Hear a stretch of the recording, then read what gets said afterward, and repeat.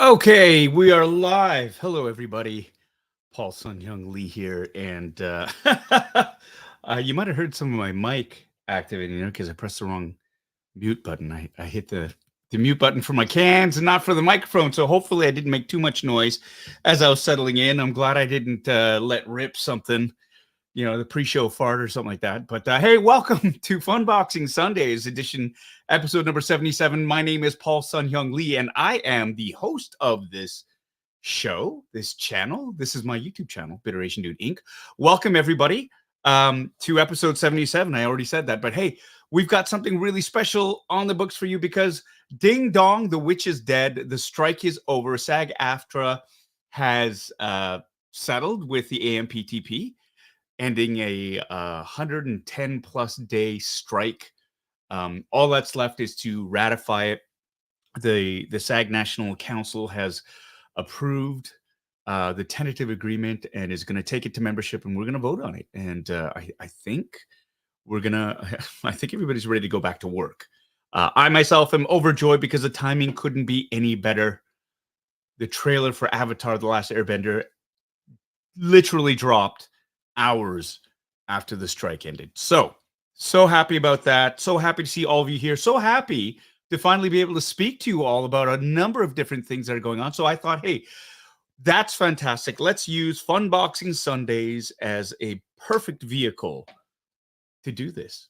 My name is Paul SUN-HYUNG Lee. I am an actor. I am a nerd, a geek, and the host of this YouTube channel, but you all knew that. I'm also going to be playing Uncle Iroh in the upcoming adaptation, live action adaptation of Avatar: The Last Airbender, which is going to be premiering on Netflix February 22nd, 2024. That's right. They have an official release date. And after more than a year of having to dodge questions, not dodge questions, like literally people asking me, when is it going to air, and me not having a response, it's nice to finally have a date to share with all of you. And yes, this is Avatar: The Last Airbender. For those of you who don't know, it is not the movie with the blue people. It's based on a Nickelodeon cartoon that aired back in 2005, ran for 3 seasons or 3 books. And Netflix is doing a live action adaptation of that cartoon. So if you haven't seen it, I believe you can still watch it on Netflix Canada. It's still there, still available. So you should check that out because you have until February 22nd to sort of do your homework, as it were. I also was in a little show called Ahsoka. I play Captain Carson Teva. That is the 3rd Star Wars show I've been lucky enough to be a part of. First, of course, being The Mandalorian. I appeared in season 2 and 3 of that. Season 1 of The Book of Boba Fett for about 30 seconds in an episode. And finally, Ahsoka, 3 episodes of Ahsoka. And boy, it's been really hard not being able to talk about that. So here we are. We can, which is fantastic. So I am overjoyed that the strike is over. I am overjoyed that the restraints have been lifted. And I thought, hey, I want to talk about this. I want to chat about this with all of you. If you have any questions, throw them into the comments. Not just yet, though, because I got to do the shout outs. And if I go through the shout outs and I miss your questions, so just wait. And then I'll do my best to answer your questions. This is an AMA, which doesn't mean I'm going to answer everything because there's still a few things that I got to hold back. But for the most part, get ready to ask some questions. Okay, well, for those of you who are new to this channel, don't know, this is Funboxing Sundays, and what I usually do is I unbox a geeky collectible. I do a half-ass review, and basically we chat. This is a great community for that. The message boards, this is how old I am. The chats are great. The members of this community are wonderful, very, very generous, very kind, very knowledgeable, very supportive with each other, and I'm happy to say that a lot of people on these boards, they've actually created friendships and continue to be friends outside of this chat. And what I love too is the members of this chat are often members of other chats for other great shows, like the Boba Squadron on Toying Around, or the Fallen Fett, or Yoko McCann's channel as well, Living La Vida Yoko. There's also the Yes Have Some podcast, the Toy Anxiety group. And so those are just a few that I can name off the top of my head. And what's really wonderful, of course, Terry Smith's channel, Saturday morning toy tunes. I would be remiss if I didn't mention that. But that's the lovely thing about this community. There's a lot of cross pollination that is happening. We support each other. We love seeing that. And so, boom, here we go. So that's what we usually do, and we have a drinking game, which is a lot of fun too. And it doesn't have to be alcohol. Tonight, I'm back on the CZ. I'm drinking the Coke Zero. I'm not sponsored or affiliated in any way with Coca-Cola. It's just my drink of choice. I have an early day tomorrow. I'm working, not on a mayonnaise commercial, not down in the States. I'm working on a show up here, and I have a super early call time. So I'm going to be responsible, be a professional, and I'm not going to drink any alcohol. I'm going to get a good night's sleep and get ready to rock and roll tomorrow. But until then, I am all yours. And yeah, I'm pleased as punch. I'm so happy. So we're going to get things started right now. We are about 7 minutes in. 7 minutes into the podcast, the video, this show, Funboxing Sundays, with me, your host, Paul SUN-HYUNG Lee. And yeah, we do this thing. We do this thing, which I really love. We do the shout outs to everybody. I try to keep it under, like I used to do it. It would be an hour, but I've been trying to be disciplined and try to get it in under that amount of time. So I've got a timer on my phone. You know, I haven't even had a drink yet. I haven't had a drink. I got a timer on my watch. It's set for, should we do 10 or 15? Let's go. I'm gonna go for 10 minutes. 10 minutes. 10 minutes. And what we do is I do a shout out of everybody who's on this chat, and I try to make it through, and then we'll get started with questions. Okay, is everybody ready? Okay. Hold on a second. Let's make sure this is done. All right. So if everybody's ready, all wings reporting. And we're going to start off with the 10-minute timer starting now. And first on the board is my friend Mike from Illinois. It's Bad Wolf Media. Good to see you up on the boards. You are indeed first, sir. Then we have Gary Lau up here. Good to see you, Gary. Captain Wrecked. It's been a long time, my friend. Joe, how are you? Thank you for tuning in. Love to see your name up on the boards. All right, we've got Peter Cunnington joining us here as well. Really happy about the Avatar trailer, my friend. My friend Christopher, Bitter Troll, a.k.a. Charles. How are you? Good to see you. We got Luke and Rogers checking in from Arizona. Kerry Fanti, my dear friend. He's releasing the Kraken. Jack Porkins is here all the way from Buffalo. We've got Valtron here in the house. Hip Optimus Prime is joining us. Nigel, how are you, my friend? It's good to see you.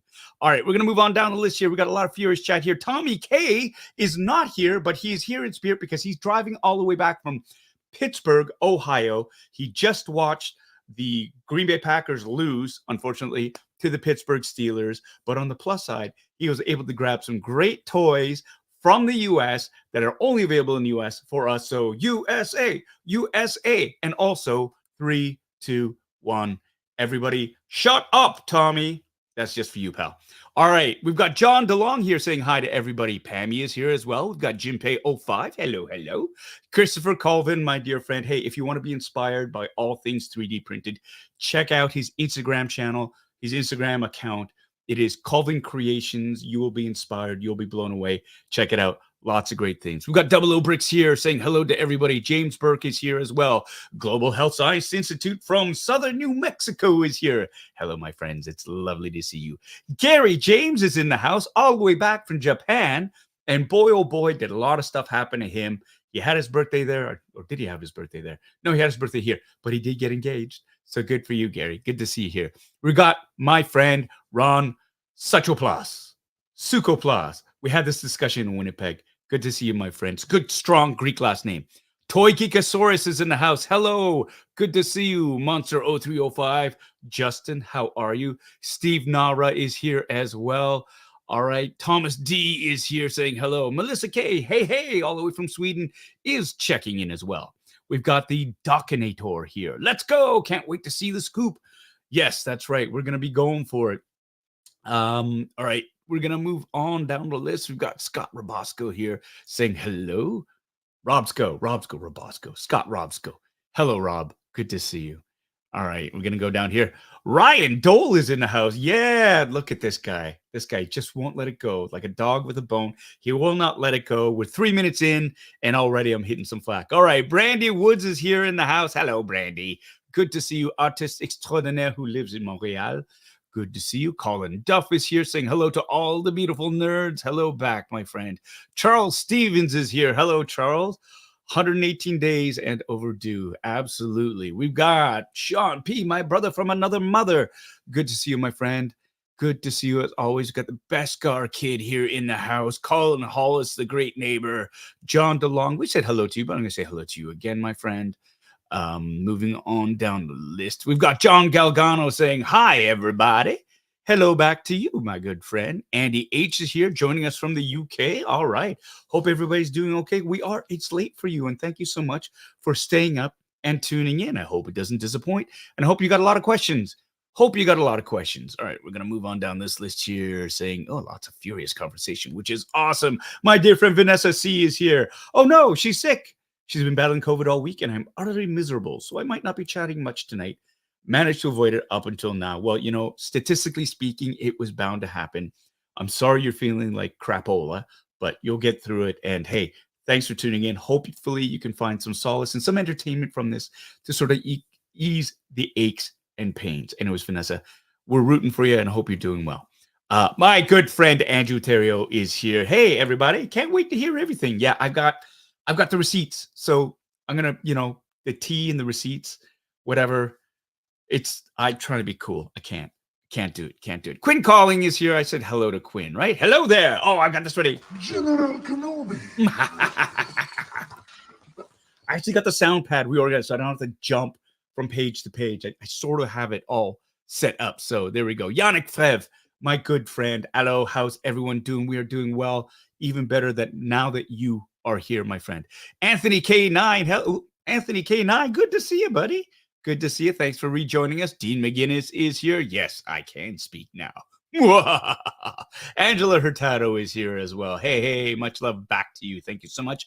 Joanne Chufuk is here. Not long how long you can stay. I'm not sure how long you can stay, but you want to do a flyby. That's awesome. You know what? Replay crew in the house. Let's represent. Okay, we've got Gwyn Reese here. Good evening to you too, my friend. Always a pleasure to see you. 14 Wellington is here. Hello. Hiya back to you. Thomas Driscoll with the double dip. Loving it. Thank you. We've got Darth Muzza in the house. G'day there from down under. All right. First time catching you live. Our friends from Australia are tuning in, and I think they're a good at least 14 hours ahead of us. 13 hours. So it's like 8 o'clock in the morning for you. Good morning, my friend. Good to see you. Thanks for joining us. Magically Hip is here tonight. Perfect timing. That's great. I've got 4 minutes left, and I'm not panicking whatsoever because we're going to make it. Mel Dade is here in the house. Hello, Mel. Good to see you. Satanya is here. Hello, Satanya. I remember you, and I remember your name, too. All right. We're going to keep on going. Pammy saying hi to everybody. I see you. Christopher Duncan double dipping. Thank you so much, my friend. Ben Genium is here. Hello back. Damage Queen is here. Yes. All right. We're going to keep on moving. Trap Shell Beauchamp is here. Hello, Michelle. Good to see you, my friend from Calgary. I am TJ Williams is here. Hello to everyone. Mr. Wabi is here. Hello, Mr. Wabi. Good to see you. Mike Anderson is here. Hello, Mike. Good to see you. I am excited for everybody to see my working avatar as well. Thanks for joining us. Gordon. Jesus, suffering. I'm not going to get demonetized. Not this early. Happy end of strike. Thank you, Gordon. You're joining us from Facebook Live. AJ is here in the house. It's been a long time. Thanks for dropping by again. I'm a bit bummed no one had the Carson Teva bust at my local Comic-Con this weekend, but it was an amazing weekend regardless. Fantastic. You can order that through Amazon. Just let you know, Amazon's got them. So if you want that Carson Teva bust, Amazon's got them. We've got Christopher M. B. Yates. Christopher. I'm just going to call you Christopher. Thanks for tuning in. Scarborough represent. All right. Kevin Lee is here saying hello to everybody. Huzzah. Okay. John Galgano. Yes. Neil or Valerie Ogden. Hello. Thanks for joining us again. Lovely to see you. I am glad I can talk now too. John Carmen with the double dip. Thank you so much, my friend. Oh, yeah, he does, doesn't he? James Burke is here. I am so happy the strike. You have no idea how relieved I am. The strike is over. Not only because a lot of people can go back to work, but now that the muzzle has been lifted, we can actually talk and promote, which is a lot of the fun parts. Okay, we've got HS Ninane here from Michigan. Right on. Thank you for joining us. Amy Burnett is here. Hello, Amy. Good to see you. Charles, geez. Charles Amanda Stevens is joining us from Facebook Live. Huzzah. And we've got Alexander Eagles in here.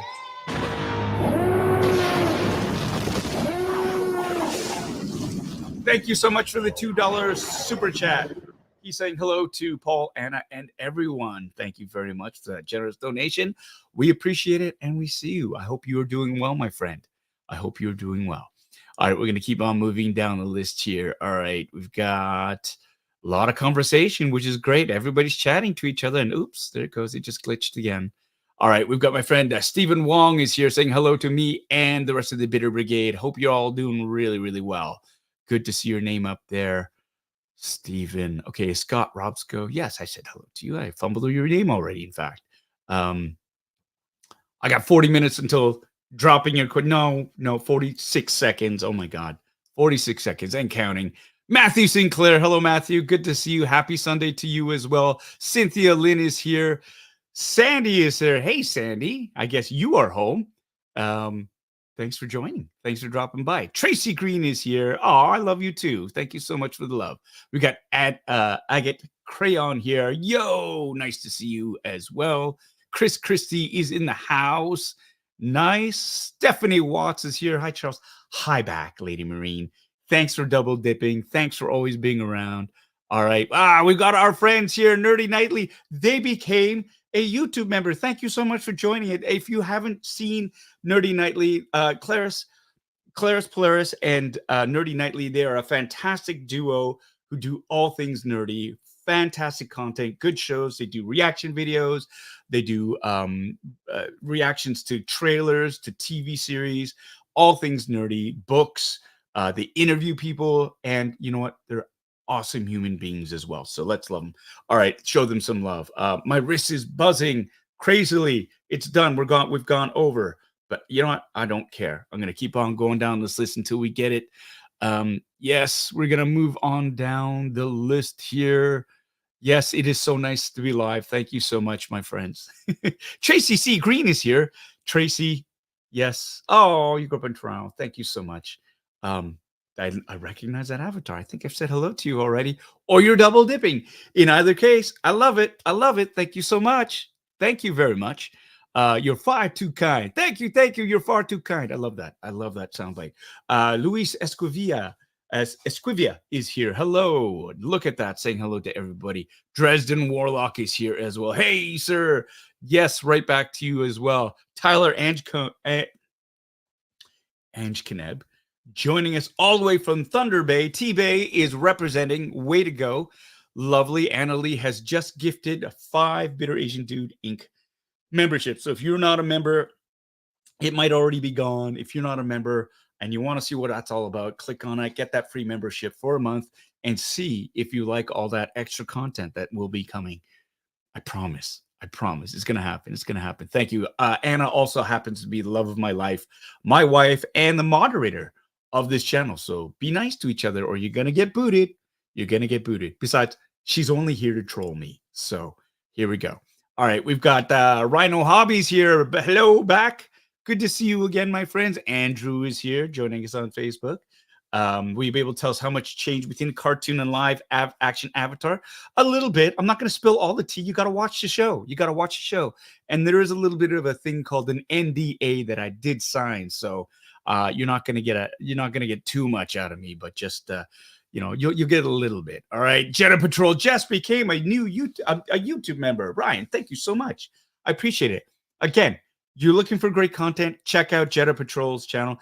If you love 1/6 scale figures, reviews, you want to see them done right, both Jetta Patrol, Ryan over there, and Terry Smith as well for Saturday Morning Toy Tunes. They are both experts at it. Although, Ryan, you do build those lovely, lovely dioramas to go along with it. So, check out his content. My God, it's spectacular stuff. And you can tell he knows his stuff. And so if you want to see a pro do a review, check out his channel. You want to see somebody who half-ass review and get drunk doing it? Yeah, we're a number 2. We're number 2. All right, we're going to move on down the list. Colleen Hardy is checking in from Manitoba. Welcome, Colleen. Thank you so much for joining us on Facebook Live. Atomic 12 is here. Adam 12. There you go. Thank you. It's good to see you again. Susie Ketchup is back. Hello, Susie. Good to see you again.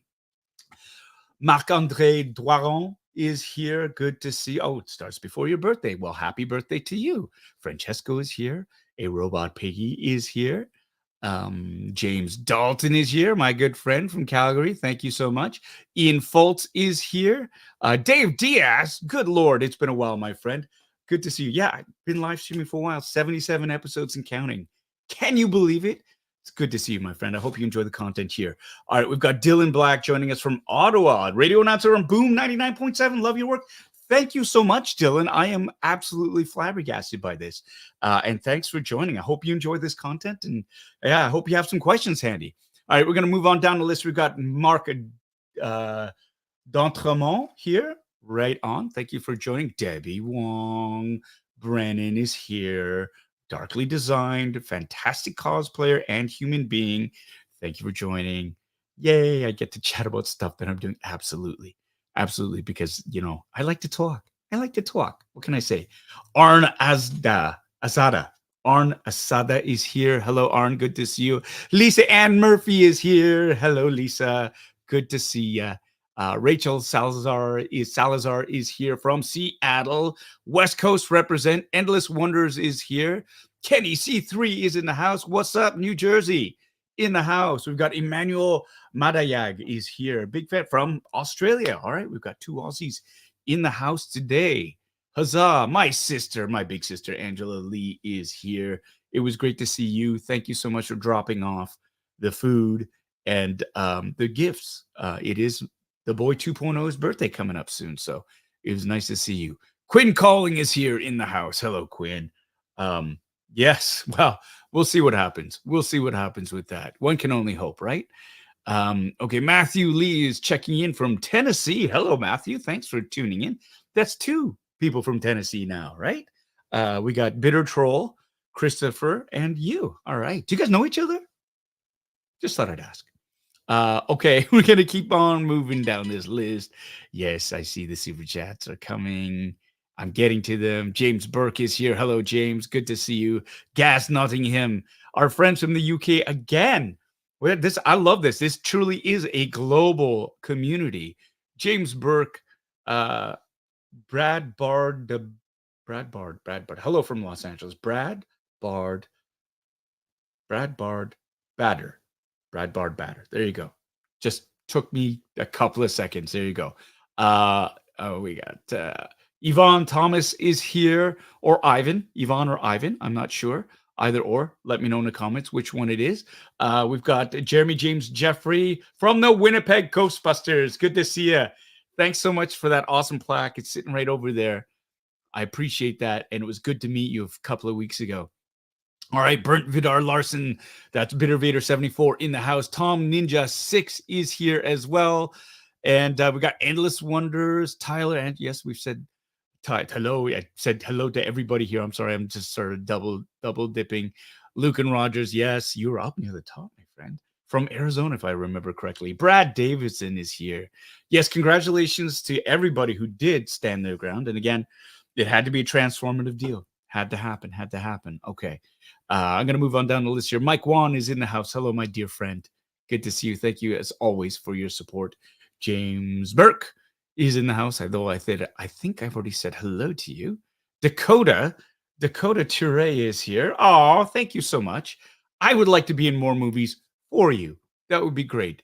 Anthony Van Geek, Yvonne Geek is here saying, hello, good sir. Hello, nerdy geeks. Good to see you. We've got FJR 065. 605, so close. Checking in again from Fort Worth, Texas. Hello, my friend. Good to see your call sign up there yet again. I hope you are doing well, my friend. I hope you're doing well. And we've got Big Dog Pound 1 here. Hello. Simo is here as well, saying hello to everybody. You're going to listen to us while we're at work. That's great, because I'll talk while you work. I'll just keep talking. And we've got here Dauda Dumbia.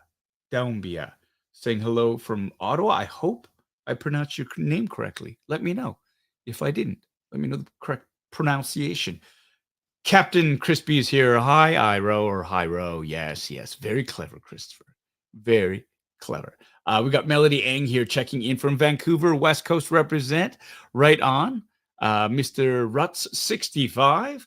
Hey, that was my pleasure. I loved it. It was great to meet you guys. I was honored. I was absolutely honored. Chris Cause is here saying hello there. General Kenobi. Lovely, lovely, lovely. Thank you so much for joining us. Casey Lee is here. Happy Sunday indeed. It's been a week. It has been a week. Seth Ewan is here. Yay. I'm glad you could make it, my friend. And Daniel Sertle finally dragging his ass in here. Wasn't paying attention at the time. I'm late. Can't start over. Not a chance, my friend. Not a chance. You know you've got time at the beginning.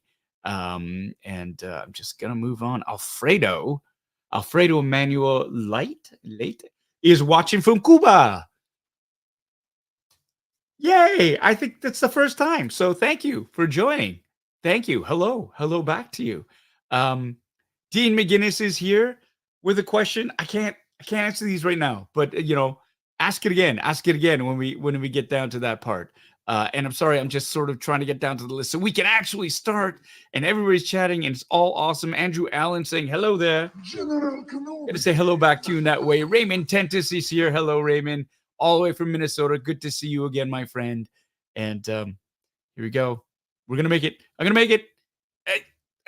Zoe Bongsar is here. Bongsar. Hello, Zoe. Good to see you. Thank you so much for joining us.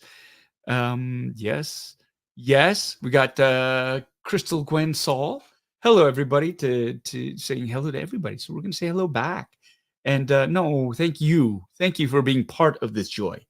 And that's what it is, man. Everybody brings something to this conversation, and everybody has been absolutely spectacular.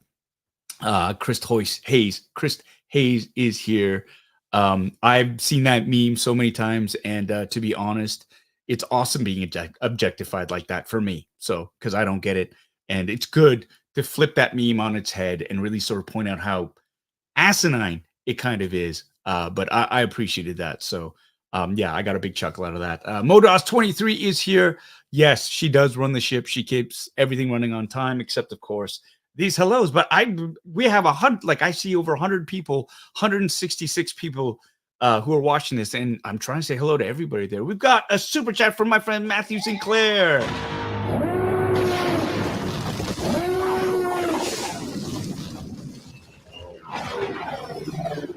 Thank you, Matthew, for your $5 super chat. Anna is here to troll and steal little loft cats, and she's all out of loft cats. That's right. She's here to troll. However, she did miss this one. This loft cat, which was part of the vintage collection, Sabine Wren that I got, the 3.75 inch, I think was worth the price of purchase alone. That's a gorgeous figure. The helmet is ridiculous, but for an accessory, you can't do any worse. You can't do any better. That loft cat rocks. And thank you so much for the super chat, my friend. Vintage Toy Review is here. Right on. We've got Aaron LYC joining us saying good evening. Good evening to see you as well. Caleb is here. Siskiewicz.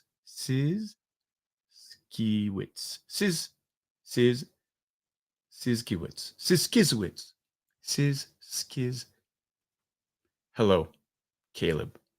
Thank you for joining us. And I'm glad I'm a staple as well. I'm glad I'm a staple. Forgive me for butchering your name. Absolutely, I know I massacred it, but thank you so much for joining, my friend. Good to see you up on the boards. Cammy's here from Tasmania. Somebody else from down under. I know Tasmania is different from Australia, but hey, yes, thank you so much. You're still in the southern hemisphere, and thank you for joining us this morning. Is it morning for you? It's morning for you. I think it's morning for you. Anyways, and your day ahead. So yes, it is morning for you. So thank you for joining, and good morning. Brad Davidson is here. Hello, Brad. Good to see you. And we're getting there. I swear we're getting there. Brian S is here. Hello. Colleen is here as well. Hello. Thank you so much for that. And yes, you are indeed double dipping. You have learned well. Thank you very much. Trista DeVries is here. Hello, Trista. I saw Andy the other day, and it made my day. It was good to see him.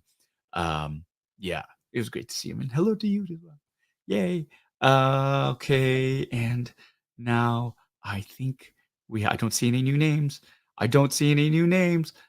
We've got Chris Hayes. Yes, we said hello to Chris. Chris. Angela Hoffner. Hello, Angela. Hello back to you. If you had said hello there, I could have gone. General Kenobi. So for next time, we'll do that. Okay. Oh my God, we did it. Prime.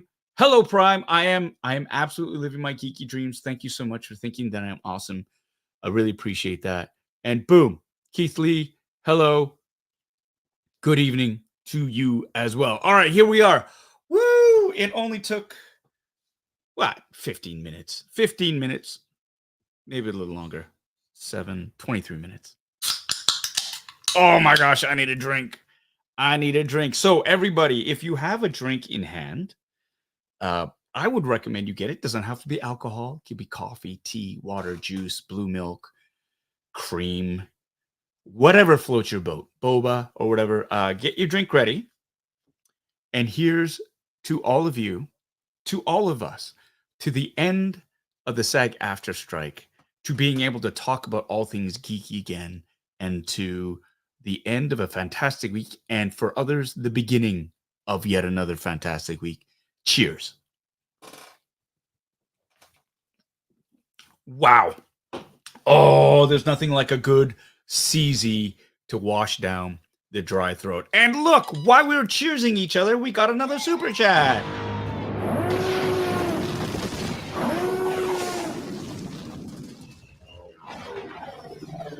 From Lance Murdoch. Captain Murdoch from the A-Team has given us a $5 super chat. Thank you so much for that. I really appreciate that. There's no message, so I'm just going to give you my thanks and apologies if you didn't get the reference, or if you're sick of that reference. Of course, Lance Murdoch was, part of the A-Team, that great television series in the 80s, and he was one of my favorite characters. Crazy Captain Lance Murdoch. The pilot for the A-Team. Loved it. Okay. Thank you very much for that. So here we go. This is the end of the strike. Here we go. We've said hello to everybody. Now it's time. Let's chat about what's going on. Oh, you know what I just realized too? Lance Murdoch. Is it also the stunt guy from from The Simpsons, right? The Daredevil from The Simpsons. Did I miss that one too? Holy crap. I think so. Captain Lance Murdoch. Captain. Bones heal, chicks dig scars. That's right. I think that's what it is. Ha! Anyways, that's nuts. Thank you so much for the super chat. I just sort of like, there's two, it's weird when there's a double cross reference there. So we're going to do that. We got another super chat here from Double O Bricks.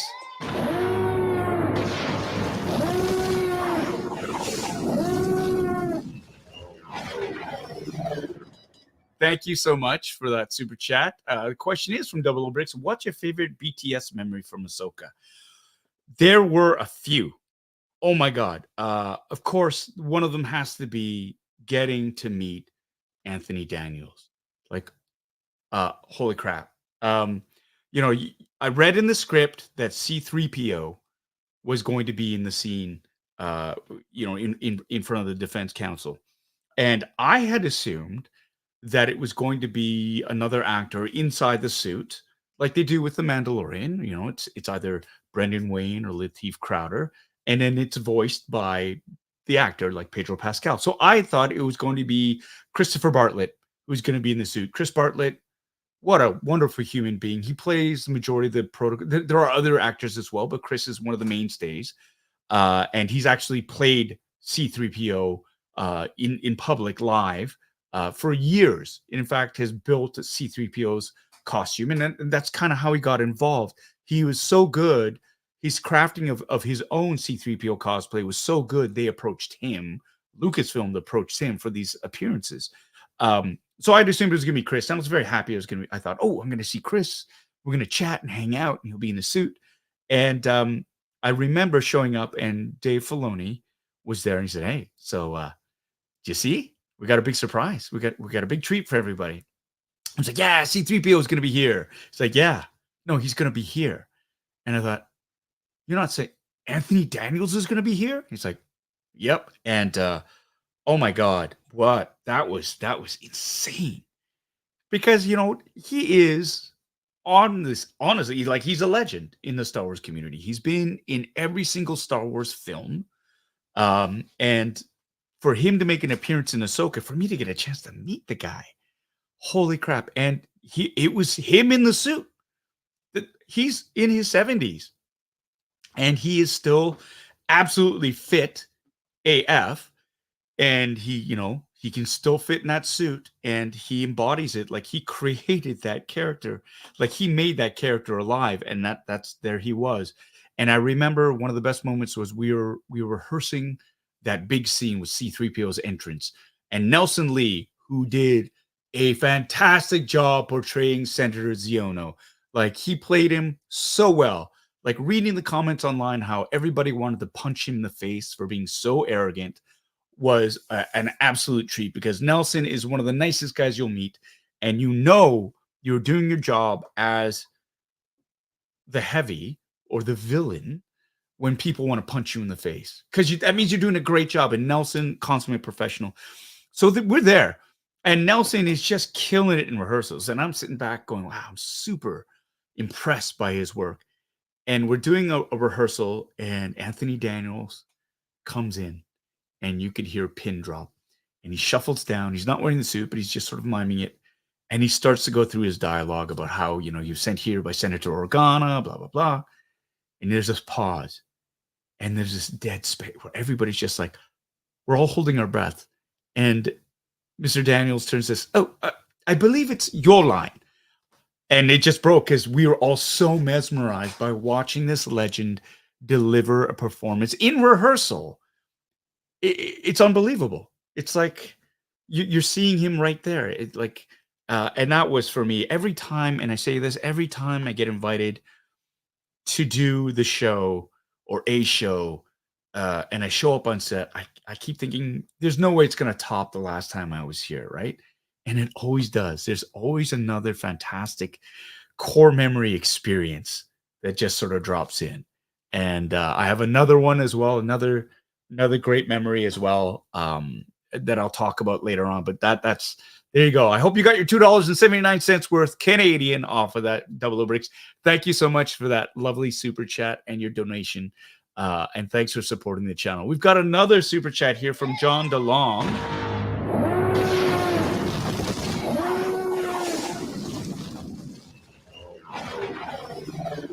Thank you so much, John, for your $10 super chat. Solidarity forever. I think that's the only way SAG was able to get the deal that they got. I mean, the concessions, it had to be a transformative deal. That couldn't be the same old, same old. The old business model was not working, and it was, in fact, hurting hundreds of thousands of performers. And so I'm really, really glad we banded together. And you know what? That's a shining example. It started with the Writers Guild, continued on with SAG, and hopefully for the next round, for the IA members and the crew and the below the line members, when their contract comes up, that the AMPTP is very, very mindful and cognizant of the will of the people, basically, to get a fair and just deal. No more disruptions. Let's just skip all that and let's just keep working. So I don't think the demands are extraordinarily onerous. There's more than enough funds to be shared. Let's share the wealth. Let's all, let's all benefit from it. It makes no sense for just one group to benefit from everything and everybody else who's involved in making this product to suffer. So that's my 2 cents. But yeah, thank you so much for that, John, and for your constant support. I really, really appreciate that. All right, I'm going to keep moving on. D. McGinnis, you did have this question from before. I'm going to answer it now. When you did the scene with Mando and Grogu in the bar, was it unnerving having all the directors in the scene with you? No. I think it's a hoot because they're so all out of their element. I know Deborah Chow, she hates being on camera, right? She hates it. But it's cool because Peter Ramsey was in costume. You had, Dave Filoni, obviously. Rick Famuyiwa was there. And, oh my God, what's his name?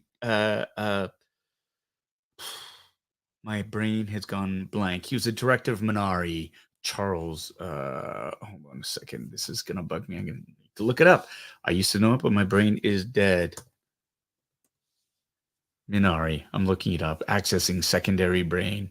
Lee Isaac Chung. Charles. I think I just default to Charles. I'm going to hear this from all of you. This sucked. This sucked. H.M. Murdoch. Sorry, Lance Murdoch. If he's not in action. Okay, sorry. But so that's it isn't unnerving for me. It's a treat.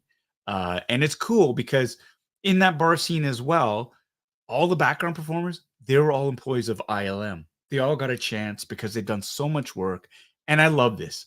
The fact that they get a chance to just go and sort of maybe get seen in these background shots because it's a great reward. It's a great treat because they do a ton of work making the show look as good as it does. So yeah, no, I loved it. I loved it. They're in my world, right?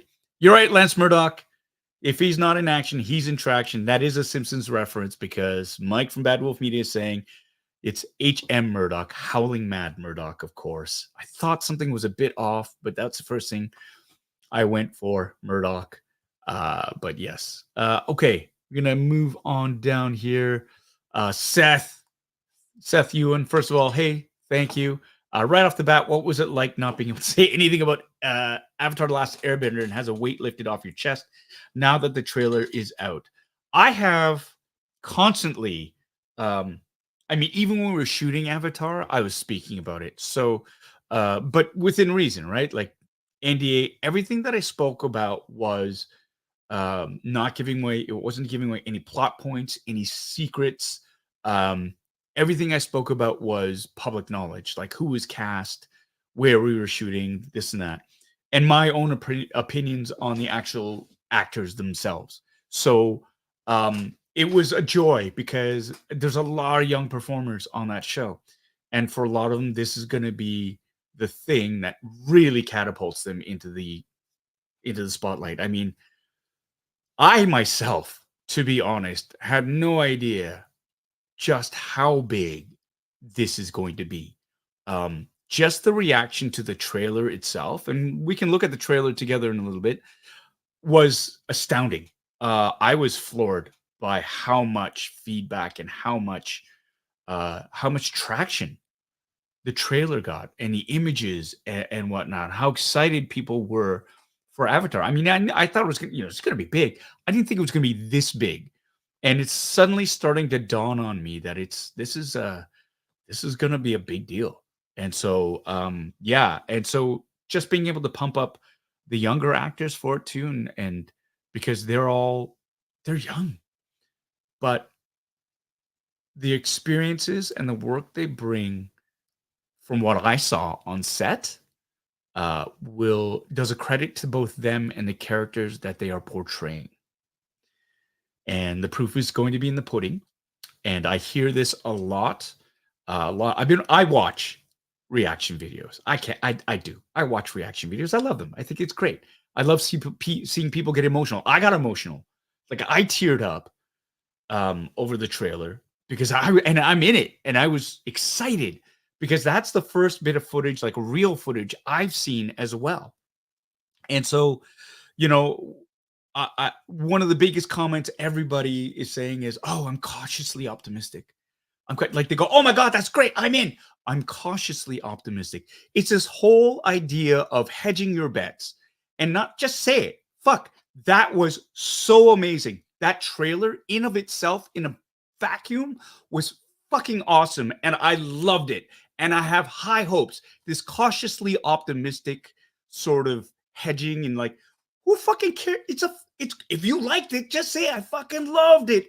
There's nothing wrong with that.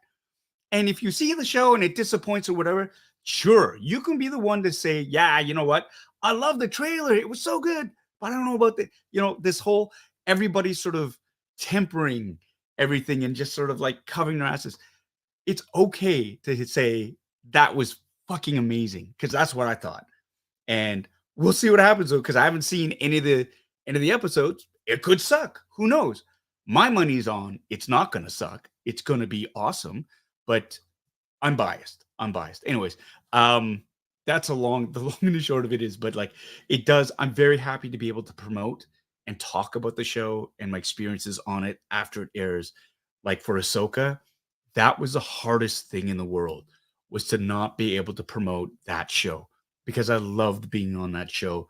I loved all the work that everybody put on that show from the top down. Dave Filoni, what a leader, what a writer, what a director. My friend, I was so proud of him. He's been talking about wanting to do Ahsoka for like for forever. Like when he came and visited us in Toronto, he was talking about Ahsoka like back in 2017. So this was a long time coming.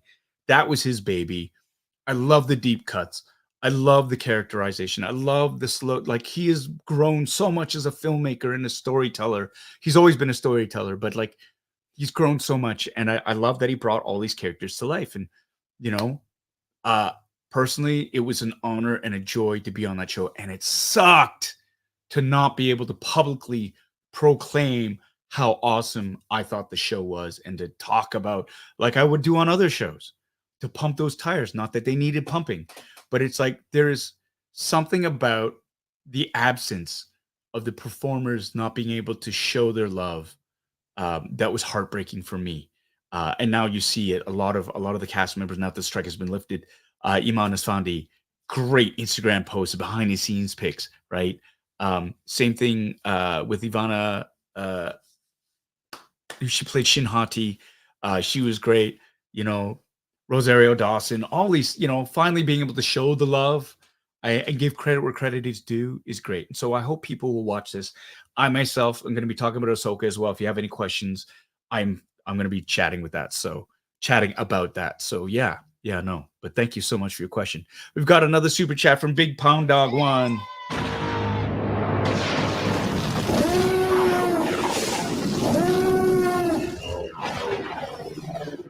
Thank you so much for your $2 super chat.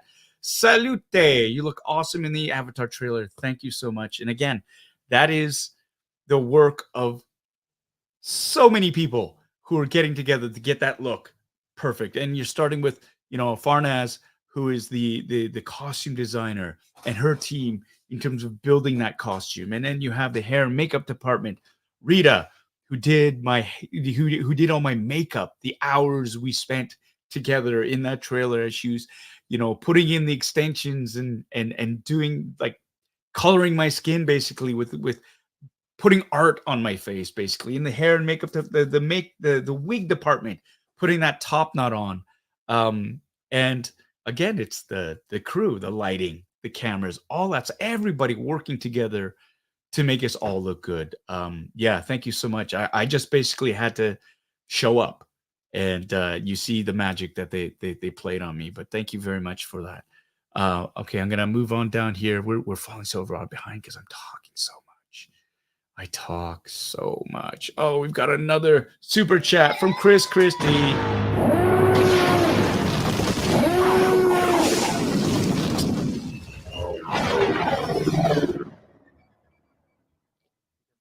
Should have timed that better. Chris Christie saying, hello, I had a toy question.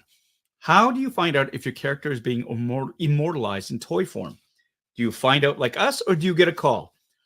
Honestly, it depends on the company. Hasbro, they don't tell me shit. Nobody tells me anything from Hasbro. That's in-house. Lucasfilm, same thing. With my bus from Gentle Giant, I actually did get contacted by them, which I loved and I appreciated. And they were cool because they were like, hey, we're going to be doing this. Do you want to be part of the reveal?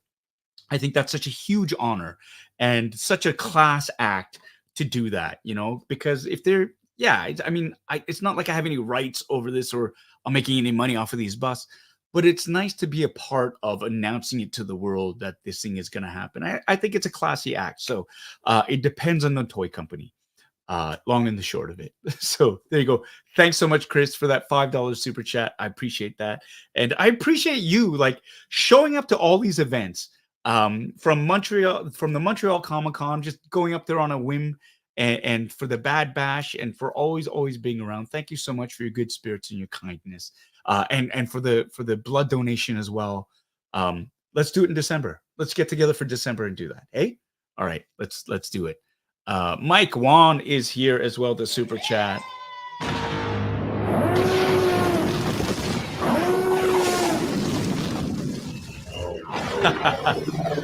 Got a $5 super chat from my good friend Mike, contributing for the crowdfunding for the towels needed to soak up all the tea spilled today.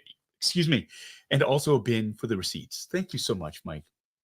Always a class act. Always a class act. And I wish, my one wish for you is that you not be so nervous when you're around me. You've earned it. You've earned. I mean, I'm not saying you can move into my house and do that, but and you know, just sort of spread out. But you know, you gotta know that I know you now, and we're friends. So be cool, and that's that. And again, I love that support. All my love to Ruby and the gals, and to you, my friend. Thank you so much for your $5 super chat. And for those of you who don't know, this super chat, like this, doesn't line my pockets. It goes right back into the channel. The memberships, all that stuff goes right into the channel. So we help grow it. We are close to 20,000 subscribers on this channel. Can you believe that? That's absolutely banana pants. This started as a thing for the pandemic, and this community has grown, and I'm so proud. And I'm flabbergasted that we're almost at 20K. 20K. We're about like 420 subscribers away from that. So if you're new to the channel, you like this, please hit the like and tell your friends and tune in for the content, because we have lots of fun. We try to have lots of fun here. All right, we've got another super chat from RMD Collective.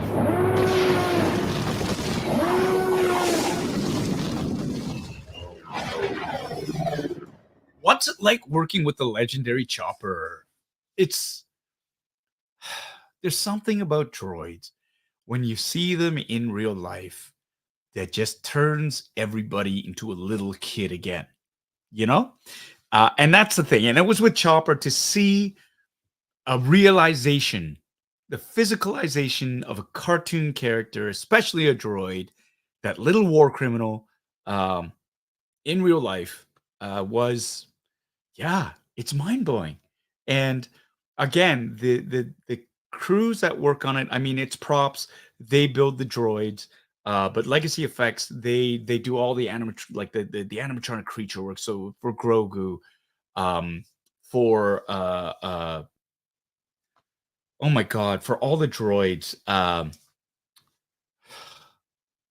brain, I swear to God, I'm memorizing lines, and so it's like one thing has to go, and the other thing has to come in. But the droids, how they're manipulated Grogu with the eyes. It's two teams, right? Like there's people actually manipulating the puppet, and there's another team controlling the eyes and the ears and the mouth and the forehead and the wrinkles, all of that stuff. That team, they're artists. They are sheer artists, because they make you forget that it is a puppet, and you know, it is sheer fucking artistry. That's all I can say. It's craft. It's craft. Anyways, so yeah, it was fun. So much fun. And so hard not to be able to say anything. And then after the fact, share. I mean, that one little moment, I'm like, whoa, take it easy. Was just like, that was an improvised moment, you know, and they kept it, which is great, because it was real. It was real. Like, it's like, oh my God, he's losing his shit. Shh. Take it easy, Chop. You know, that's so much fun. So much fun. Okay, I'm gonna move on down this list here. Let's see. Oh, hello, Frederick Vinas. Thank you so much. I missed you too. And yeah, thank you. I hope you like Avatar: The Last Airbender. I really hope you like it. It's gonna be fun. Okay, we got Quinn calling here, who's been a member for 7 months. Thank you. He's asking, did you improvise your okay response in episode 5? It was comedy gold. That whole scene was outstanding. I'll tell you, we did a number of different variations for that scene. Dave had me play it in many ways. Like originally I think one of the responses was like, okay, like as soon as he heard Kanan Jarrus was a Jedi Knight, he's like, I know what the Jedi are. Okay, we gotta go. And like he goes. We also played different, like Dave asked and he said, okay, well now play it like you have no idea who this is. It's like, okay, and then just so there was it came from Dave. I was able to play it to their satisfaction, I guess. And it's a great little moment that's been turned into a meme itself, which is awesome. Carson Teva, he's a very pragmatic man as well. And I'm sure he's heard the legends, but it's been a while since any Jedi have been around. He's like, okay. He's never fought with the Jedi. He's heard about them. But again, they're like myths, right? It's like Pokeroo. You don't know who it is. You're like, okay, let's just go. General Syndulla needs us to go. And that's for him. That's his motivation. And shut up, Ryan.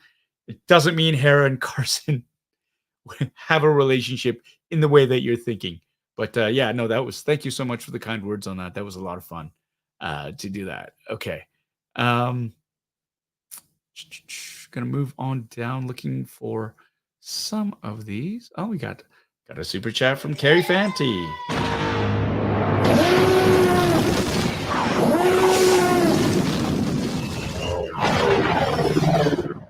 Thank you very much for that $10 super chat, Carrie. Says, all I need to know is how long did you smile after getting to say lock S foils in attack position? Because I smiled for hours after hearing you say it. I got to say the thing.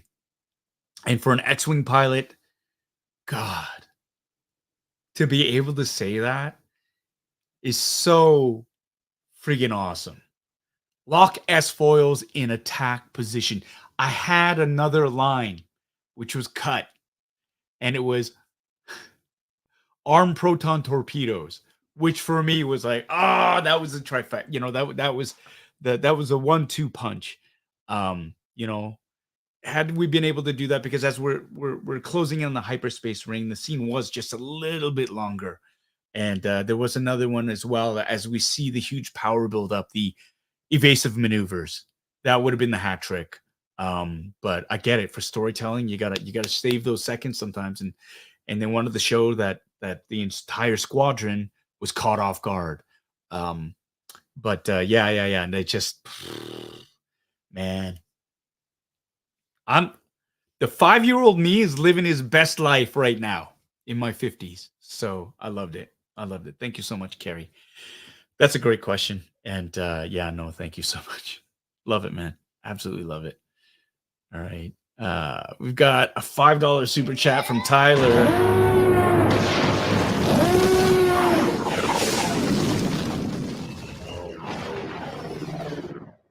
Tyler is saying Carson Teva has become the Coulson of the Star Wars live action television universe. Looking forward to seeing you in Ahsoka season 2 and Mando season 4. Wink, wink, nudge, nudge. Your lips to God's ears, my friend. Your lips to God's ears. I would absolutely adore continuing on as his character. And again, we'll see. We'll see. That's always the response. But thank you for the $5 super chat and for the kind words. And it's I can't believe it. Like, it's unbelievable. I mean, it's just, there are times I sit and the enormity of all this just kind of sinks in a bit. Star Wars, Avatar, the celebrity that comes with it. And it's humbling. That's the word. It's humbling.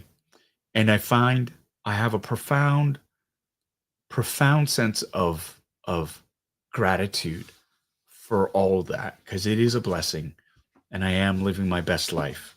And I realize how lucky I am, because there are a lot of people who don't get that opportunity. And so there's a sense of, I feel, responsibility to do the best job I can, to share as much as I can of my experience when people ask. Because people always say, "Oh, you must be so sick of talking about being on Star Wars." And no, never. I don't get sick of it. I love talking about it because, honestly, I love seeing people's reactions to it, because it's like they're living vicariously through me. And it's an honor for when people say, "Oh my God, one of us made it onto the show." You're like, you're doing it for me. And that's an amazing feeling. I'm not gonna lie. That's an amazing feeling. And so I take it seriously. I take that, being able to represent this community, very, very seriously about that. And yeah, I keep thinking, I don't know why I got chosen, but I'm gonna make the best of that opportunity, and I'm gonna keep doing the best work I can, and I'm gonna stay as grounded as I can through all this, and appreciate it as much as I can too, because this is heady stuff, and I love it. I love it. So thank you so much for that. That's a great question, and thank you for your super chat. We got another one here from Bitter Troll.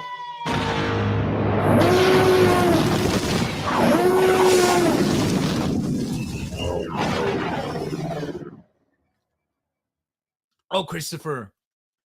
The question was, did you get to play with any of those lightsabers on set, swing them around, make vroom sounds? No, there were no lightsabers in the scenes that I shot, or at least lightsabers that I had access to. So no, I mean, I was in a scene with Rosario, but she didn't have her lightsabers on her. So no, and the props department, they're smart. They know to keep the lightsabers away from me. They know that. Anyways, thanks so much, Christopher, for that. And thank you for the $5 super chat. All right, we're going to keep moving on down the list. Oh, we got another super chat from Joanne.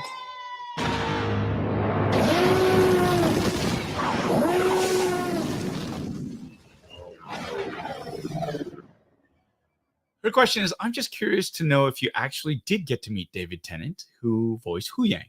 I'm loving all the wonderful things happening for you. Heart. Thank you so much, Joe. No, I did not. Although they did have him pre-record some of his dialogue. And so there was always playback booming whenever Huyang's lines were being spoken. Mike, who is the operator for the Huyang puppet, was the physical, like he was there, he was strapped in. So Mike worked for Legacy. He and his crew did a great job. Mike was in a gray like unitard with like dots all over him so they could digitally scrub him out, but he was literally like, he had rods attached to his arms and his hands that controlled Huyang's arms and hands, and his feet, his hips were attached to the torso of Huyang's body, and his legs were attached, the knees and the feet, to the legs. So whenever Mike moved, Huyang moved as well. And yeah, so he was there for the physicalization of it, but it wasn't. Yeah, David Tennant, he done, or somebody, I think it was David Tennant though, just pre-recorded lines, but some of the lines did change later on, if I recall correctly. And yeah, so David Tennant did have a temp track, but no, he wasn't there. He wasn't there. And that's one of the benefits of having somebody remotely voice or voice a character, is they don't need to be there for the shoot dates. They can just roll in afterwards and get it done. So yeah, thanks for the super chat though. Great question. Yes, she does. Carson, she's a general. We've flown together before. So all right. You guys, I'm just, this is crazy. Peter is here in the house. Hola, good to see you, Peter. Thanks for joining us. Skywalker Academy is here too. Hello there. General Kenobi. Yes, you understood the assignment. Thanks for joining us. All right. I'm going to keep moving on down the list here. I'm ignoring you, Ryan Dole, and your comments, your lascivious comments. You're just causing shit. Double O Bricks has asked the question: did you get to meet Ray Stevenson even though you didn't share any scenes? He did. He did such an amazing job in Ahsoka. Yes, he did. No, I did not. The way it is, they have simultaneous units shooting at once, and we were never on the same lot together. And in fact, I didn't even know he was cast in it until after the fact. They keep things very, very secretive, in a way, and so a lot of times you have no idea what's going on unless it's directly involved in your scene. Although I will say, and here's my second favorite behind the scenes moment. I was finished. We were shooting in Manhattan Beach Studios, and I was done. We did a rehearsal, and I was heading back to my room. I think to get lunch or to get in costume or something like that. And I'm walking down. There's a dude standing outside, and he's got a Maple Leafs hat on. And so I make a beeline towards him, and I go, "Hey, what's up, like fellow Leafs fan?" It's Hayden Christensen. Hayden Christensen. And he was outside taking a bit of a breather. He'd obviously been rehearsing a lightsaber duel because he had his gauntlet, the Anakin gauntlet on, and his eyes, he had the red contacts, the yellow contacts in his eyes. And it was like, oh, holy crap. And I was like, oh, it's Hayden. And we had met in 2017 really briefly. He was in Toronto shooting a little film called Little Italy that Andrew Fung, my dear friend, was a part of. And I was visiting Andrew on set, and he introduced us to Hayden. So now Hayden worked with Deborah Chow, who is also Canadian, on Obi-Wan Kenobi, obviously, and they got to talking. So Hayden, he knew who I was. So he was like, "Hey, Paul, how's it going?" I was like, "Oh my God, Hayden Christensen, he knows my name. Be cool, be cool, be cool." And my nose started to bleed immediately. No, I'm just kidding. So I was just chatting with him. It's like, "Hey, man, what's up?" And sort of talking with him and say, "How you doing? You doing good?" It's like, yeah. And I congratulated him on his working on Obi-Wan, and like obviously he's working on Ahsoka, and it was just like, oh, cool, we'll see you around. And I remember walking back going, oh my God, that was so cool. Anakin's gonna be in Ahsoka. And then I stopped and I thought, oh shit, is he gonna be killing younglings again? So I remember going to Dave and going, hey, I bumped into Hayden on the lot. He's like, oh yeah, he's gonna be here. And I said, Dave, you're not going to be killing younglings again, are you? And he's like, no. That's not what I do. That's not my thing. So I was like, okay. So then I was like, oh my God, are they going to have a flashback? An Ahsoka flashback? But his eyes were, he had the Sith things. Like, what's going on? Anyways, it was all answered, and God, what a powerful moment it was to in those episodes of Ahsoka. The flashbacks of Anakin were incredible and brought a tear to my eye, and were just so, I mean, talk about, and I'm just not a redemption tour for Hayden Christensen. You know what? It is for him to be able to come back and claim his rightful spot after the fans kind of shit all over him, I think is great, because the thing we forget sometimes in our fanaticism is that there are human beings on the other side of the equation. And it doesn't matter what show you're on, Avatar, Star Wars, or any show. They're living, breathing human beings who are doing their best to create art, to tell stories. Sometimes we succeed, sometimes we don't. Sometimes we succeed for a majority of people. In their opinion, hey, you did a good job. And sometimes you don't succeed for a small majority of people. And the thing to remember is it's okay to have an opinion. It's okay to voice that opinion. It's okay to be critical as long as it's constructive. What's not cool is when you eviscerate somebody on a personal level or professional level based on work that you've never done, that you think should be judged in a certain way. That's it. It's just be respectful. And so there are times I think a lot of actors get dragged through the mud completely unfairly. And just to remember that, hey, yeah, there is a human element to it. And You know, if it were so easy, anybody could act, but it's not so easy. And I think sometimes we forget that when we're banging away in our comments and sort of talking about how offended we were, how we would have done it differently, or how it missed the mark, or this or that. Just remember that. But this community is really great for that. Not saying you guys, but like, I think it needs to be said sometimes because, and I'm going to be quite frank, I don't know how people are going to react to Avatar. I know the work that I did, the feeling of the work that I did. I'm proud of it. And it felt right. It felt true to the character. But I don't know how other people are going to react to it. I really, really don't. I hope they're going to be great. I think we set ourselves up to succeed. But who knows? Really, until it drops and people see it, I don't know. I don't know. I think we did all the things right, though. It felt right. But again, you never know until you actually see the damn thing. So until then, I remain cautiously optimistic. No, fuck. I'm optimistic. I have a good feeling. And you know what? That trailer surpassed my expectations. So I'm just gonna leave it at that. Gonna leave it at that. Andrew Sherbin. I got a bad feeling about this. Oh no, I'm just kidding. Just kidding. Andrew Sherbin is here with a $5 super chat.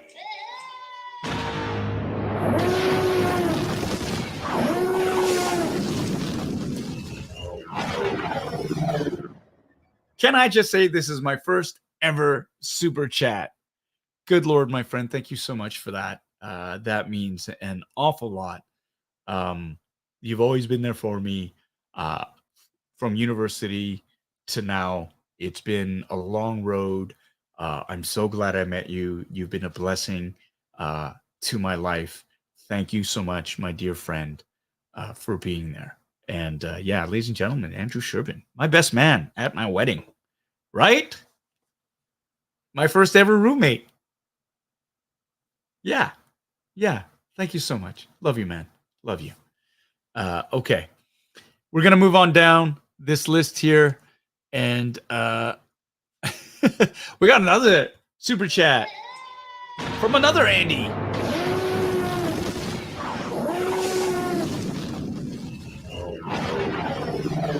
Andy H, £5.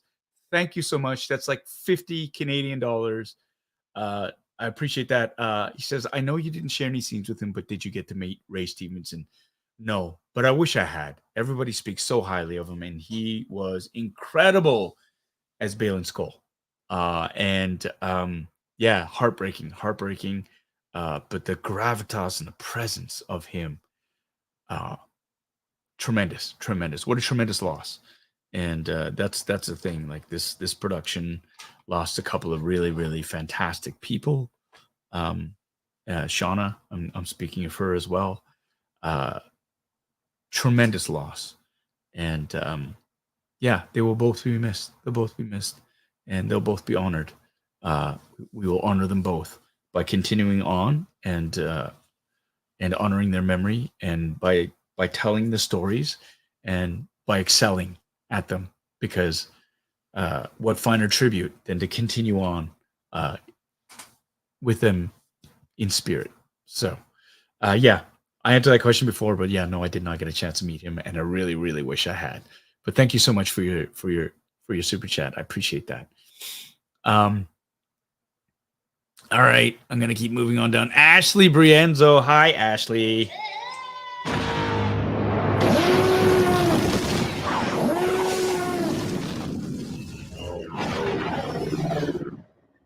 From you stopping Chopper, from making Kaz, Xiono, and Orphan, to finally seeing in real life Uncle Iroh. So many good things happening. Congratulations, Paul.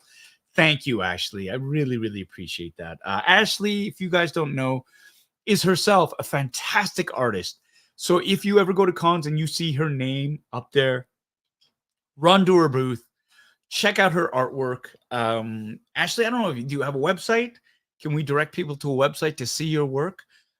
She's collaborated with Topps Cards. I know that. She's got her own fantastic artwork. She goes to cons. Check out her stuff. Commission her.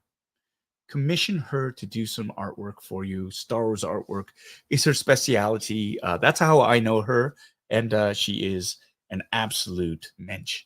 Beautiful, beautiful human being. Thank you so much for the $5 super chat and the kind words. I appreciate that. Mike Wan, look at that, you guys. This is what I'm talking about, right? I'm sure they've all been snapped up already, but this is the generosity of Mike right there.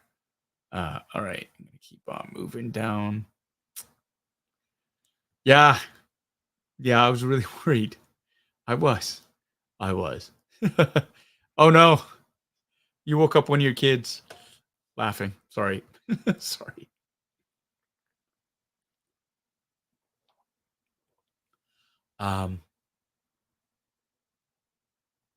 Oh, here we go. Brian S. That's such an amazing story interaction with Hayden. Speaking of the Leafs, is there a BTS rivalry between all the hockey fans like yourself and Dave for the Pens? I will tell you right now that Dave Filoni is probably one of the biggest hockey fans I know. And he's not just a homer. Like, yes, he loves the Pittsburgh Penguins like there is no tomorrow. But he is very knowledgeable about a lot of the other teams too, right? He's very shrewd and he knows. I have some of the best hockey conversations with Dave via text. And it's always really, really good food for thought. And it's great because we speculate about players. We talk about goalies. He loves the goaltending position. He is a goalie himself. And so it's great. And I just love that we talk about hockey. Like, that's so Canadian, but I love it. And and so like on set, there is a lot of razzing that goes on between him, and he gives me grief for being a Leafs fan. He also gives Brendan Wayne grief about being a Kings fan, and then we try to give it back to him. But there's a lot of rivalry going on there. Like, you got to represent, and a lot of chirping that happens. It's fun. It is a lot of fun. It's really cool that you get to talk about other things on set other than Star Wars. Not that it's not cool talking about Star Wars, but like, it is a bit of a, there is life outside of Star Wars type thing, which is fun. And it's, it's a nice little respite, as it were. Here we go. Oh, my name is Kingdom is here. Happy Saturday, everyone. So, Paul, now you can talk about work again. Is there anything new and non-Star Wars / Avatar coming up that you can tell us about? No, I can't. Well, no, I can. There's something that I did earlier on in the summer. I'm working on something right now. I'm not allowed to talk about it. So there's that. But I did do something. I did a web series called One Man's Treasure. And there is a comedian in Canada. His name is Ron James. He is a Canadian icon, especially if you're of a certain age. But if you're out in the East Coast, you know who Ron James is. He is a very, very funny, talented, established comedian and actor. He's been the star of 2 of his own television series and had more than 10 comedy specials produced by either CBC or CTV as well. But he is, he's a Canadian legend. And I got a chance to play with him on his show for a day. It's premiering, it's its second season. It's called One Man's Treasure, where Ron is playing a version of himself, and he's a hunter. He's a treasure hunter. And it was a ton of fun. It's going to be premiering in Canada. It's called Bell 5-1. It's their sort of specialty streaming channel. So it's part of the original content that's streaming on there. Season 1 is already out. So if you're in Canada and you subscribe to Bell, 5-1 is the channel. I think you can, on Crave, you should be able to you can access it on Crave. And you can catch season 1. I'm going to be part of season 2. I tell you, Ron James is a consummate actor. And I got a master class in improvisation and being in the moment and thinking fast on your feet from him. It was an absolute honor and joy to work with him. And God, I'd love to do it again. Because I think he's underappreciated, even though he's a legend. And I would love love to see him get something really dramatic that he could sink his teeth into, because everybody knows him as a funny guy. And I think, and this is my opinion, I think the best dramatic actors are the comedic ones, because I know it's harder to make people laugh than it is to cry. It really, really is. And so if you can make people laugh, you can make people cry. And I would love to see Ron really, really just slay in a serious role, because I think he'd blow everybody away. So there's that. That's what I'm working on. There's other things. Hopefully, we'll see what happens now that the strike is over. I know I'm going to be.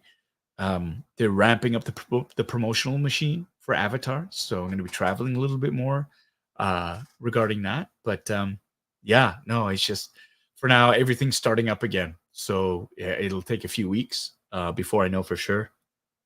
But I think anything that's coming down the pipe, I can't talk about anyways. Everything's under NDA now. Can't talk about it. Shh, quiet. It's a secret. I don't know, but it's good to see you. Good to see you, Anthony. Seriously, Star Wars is here. Woo! Thank you very much for that $14 super chat. Hey, Paul, just supporting a fellow Canadian Star Wars content creator. Right on. 2 questions. Will you be coming to Edmonton Expo soon? And when are we getting a Carson Teva Funko Pop? Those are 2 great questions. I would love to go to Edmonton Expo. I would love to. It's not up to me. You need to be invited. And Edmonton Expo, they're all under the umbrella of Fan Expo. And for those of you who know, take a drink. For whatever reason, Fan Expo won't touch me with a 10-foot pole. I'm mystified by it, to be honest. I love conventions. Those are my jam. I love fans. I love interacting. I think I'm a good guest. I think I'm a great guest, to be honest.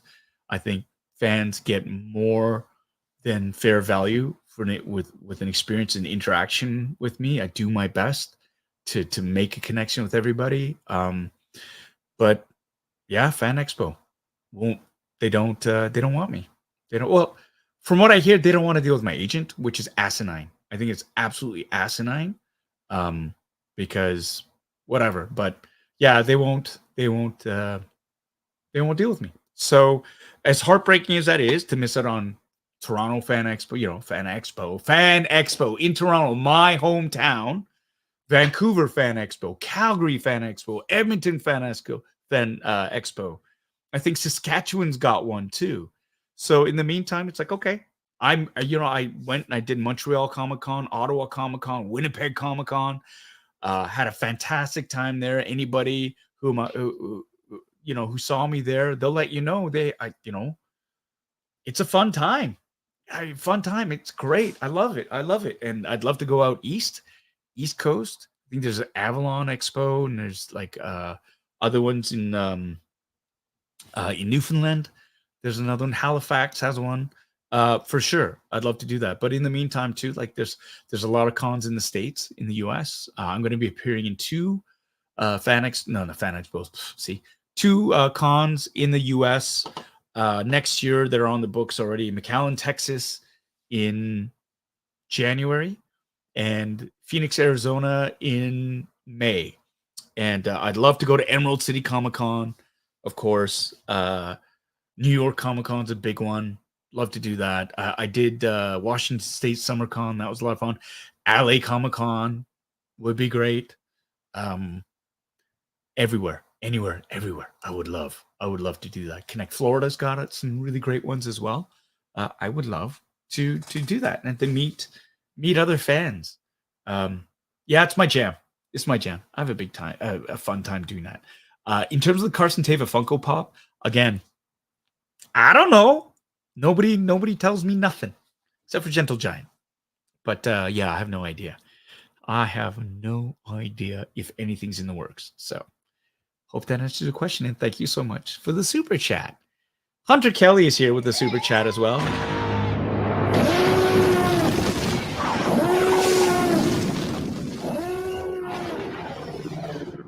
You like that. You like the Imperial Awooga sound. Thank you. So we can hear the bwah, bwah sound. Hey, let's do it just for you.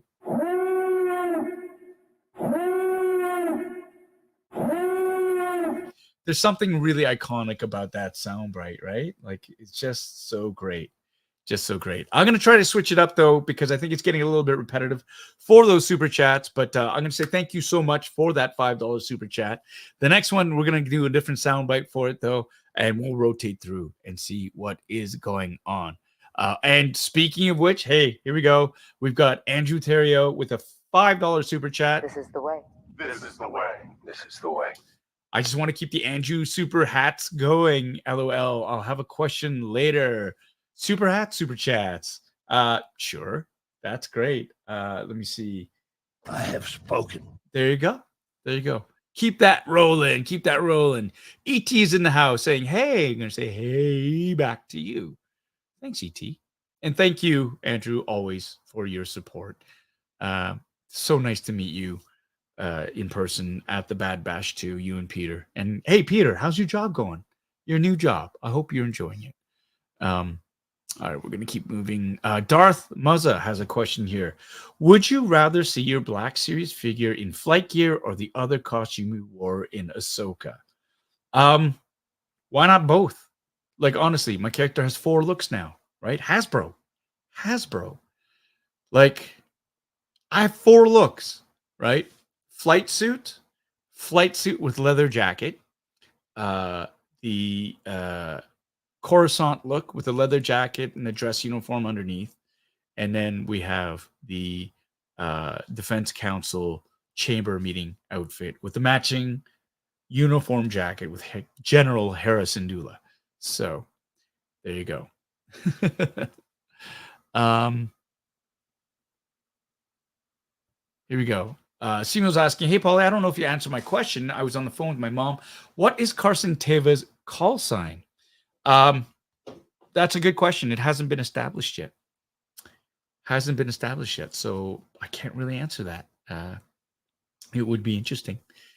But yeah, he's not part of, like, if he's part of Phoenix Squadron, a Delphi Rangers. He isn't a Delphi Ranger, but I don't know if he has a call sign that's been established as of yet. So there you go.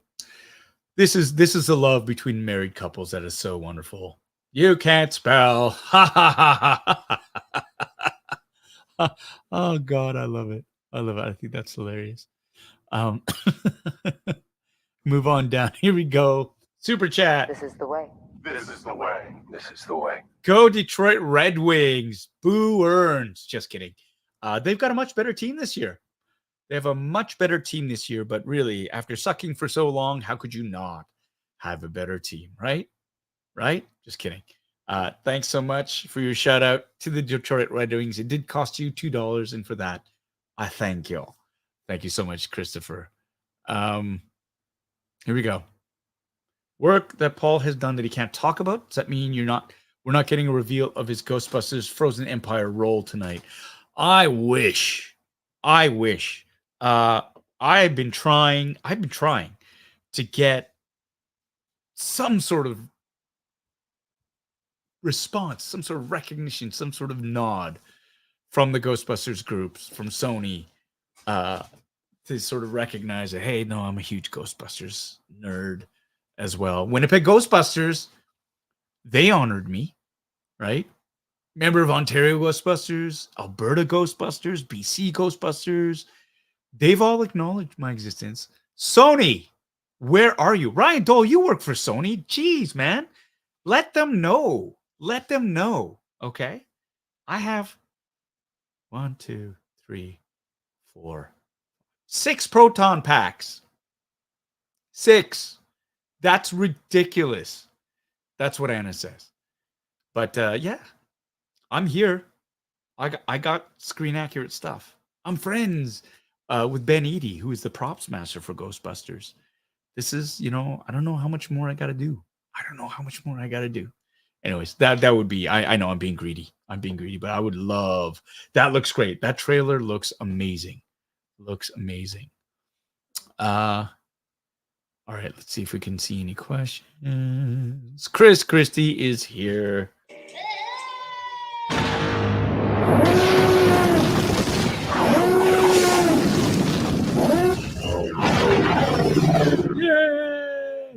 I love the Mr. Jessup doc. How did you become involved? Oh, thank you so much.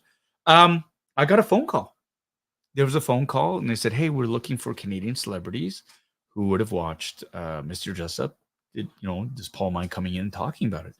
And so I said yes, absolutely, 100%. I watched Mr. Jessup. I loved watching that show, and I went in, cried for about an hour, and just sort of spoke. And that was it. It was like probably one of the easiest gigs I ever got, and one of those magical experiences. And one of the things they have this behind the scenes feature where I go and I'm knocking on the tree house and I go to see behind the tree and whatnot. But my favorite bit that they filmed that they didn't air was I got to sit down at the easel where he would draw, because that's what got me hooked on Mr. Jessup. I loved watching him draw. He was a very, very talented artist.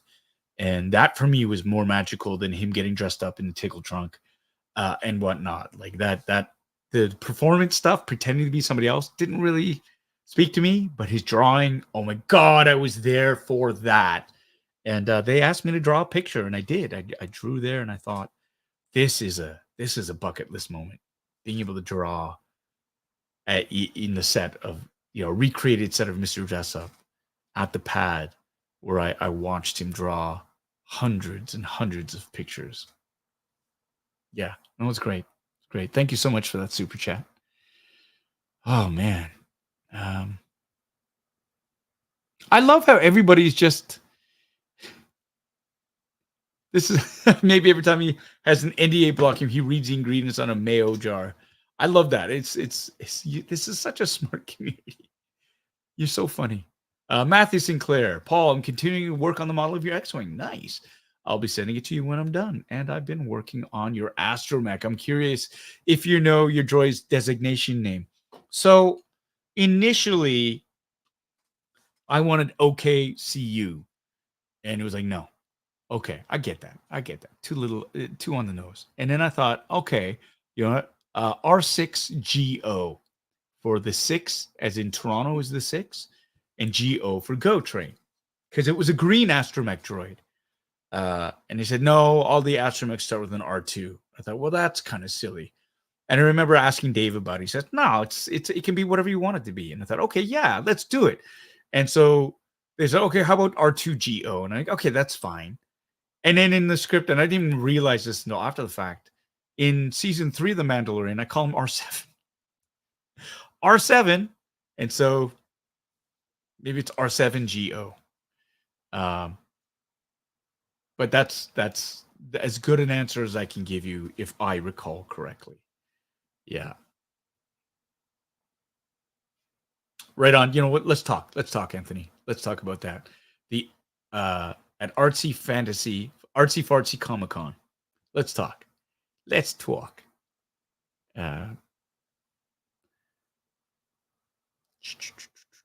gonna keep on going.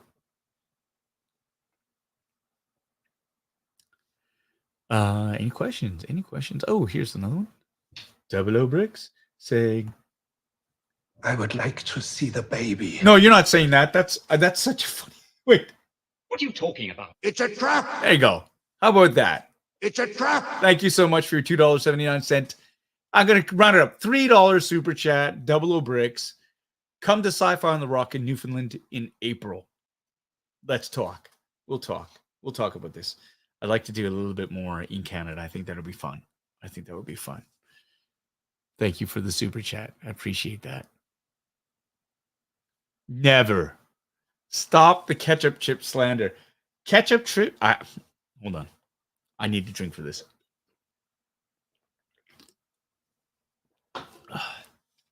Ready? Ready. I'm sorry, but ketchup chips are garbage. They're garbage. Just ketchup is a garbage condiment. Ketchup chips are just it's just like, it's not even real ketchup on the ketchup chips, and I think real ketchup is garbage. So you're talking about a derivative flavor of a garbagey condiment is a waste of a potato chip. That's the hill I'm going to die on. So, and you know what I love? I love that everybody is so passionate and so upset that I hate ketchup chips. I love that. I'm not saying you can't love it. This is my own opinion. I truly believe ketchup chips are garbage. It's not slander if it's true. Thanks, Pammy. Love you. Oh, Matthew Sinclair with a $5 super chat. It's a trap! It is a trap. I find your lack of faith disturbing. No, it's not. Perhaps you think you're being treated unfairly. Ooh, I like that one. $5. The new soundbite idea for the channel is lock foils in attack position. Would be epic. Ding, ding, ding, ding, ding. 1,000 points to Gryffindor. Way to go, Matthew. That is a great idea if I can ever get that. In fact, it's interesting signing autographs. You're always trying to look for little character sayings. And for the longest time, it was, I'm going to need you to send me a ping. Or if I had time, it would be like, you want to head back to base. You want to go back to base, fill out reports all day. But now lately, it has been lock S foils into attack position, which is great. Yes. Yes, yes, yes. Thank you. I am too. Add me to that list. Add me to that list as well. I would love to see it. There's apparently a custom-made 1/6 scale Carson Teva headed my way for from Justin at Justin Collectibles. He commissioned somebody to do a sculpt, and yeah, it's on its way apparently. So I'm really looking forward to that. That's another fun channel too. I like Justin's channel. He also does 1/6 scale reviews and movie reviews and cosplay and stuff. So check him out. The links are in the bottom of my YouTube channel. The channels that I follow that I think you should follow. So there you go. Tyler's asking which look was my favorite. Honestly, they were all great and they were all designed by the lovely and talented Shauna Tripsick, or Tripkick, depending on how you pronounced it. I never had to say her last name. I just knew her as Shauna, you know. And I loved her. She's just, I still can't believe she's not going to be around. And it's going to be different. But I love that leather jacket, that first look. It was just so cool because, you know, I got to design the patches and stuff. So that's always going to be super special for me. And it was comfy. I mean, the jumpsuit's comfy too, right? But it's nice to be able to wear something different, something a little bit more dressy. And so, yeah, I did love that. I do like that look, but still, I mean, the jumpsuit is iconic. That's an iconic uniform. So it's an honor to wear that. Shut up, Ryan. Everybody take a drink. You're going to get me in so much trouble. So much trouble. Oh, Brickscape. Yes. I too would love to see a Carson Teva X-Wing Lego set.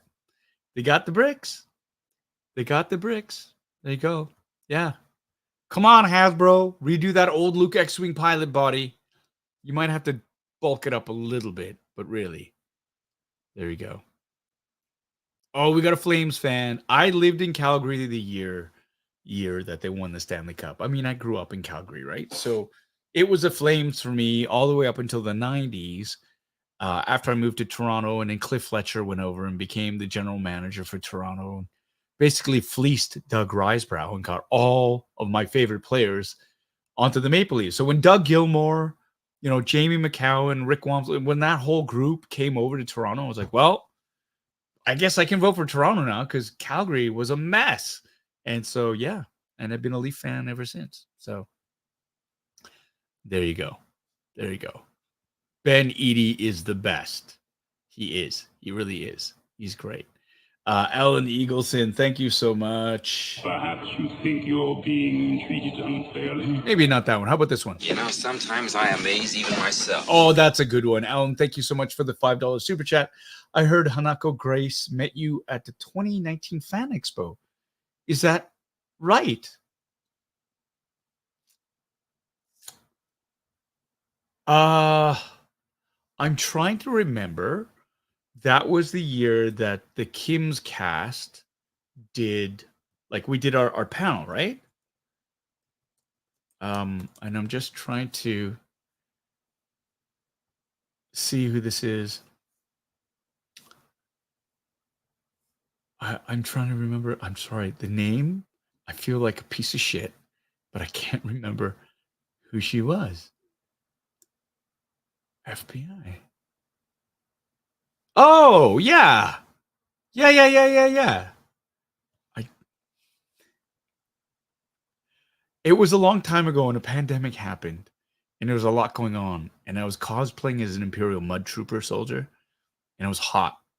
So if I did and I've forgotten, Hanako, I'm so sorry and I apologize for that.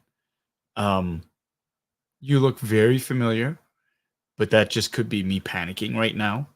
And so I can't really answer that question, Alexander, properly.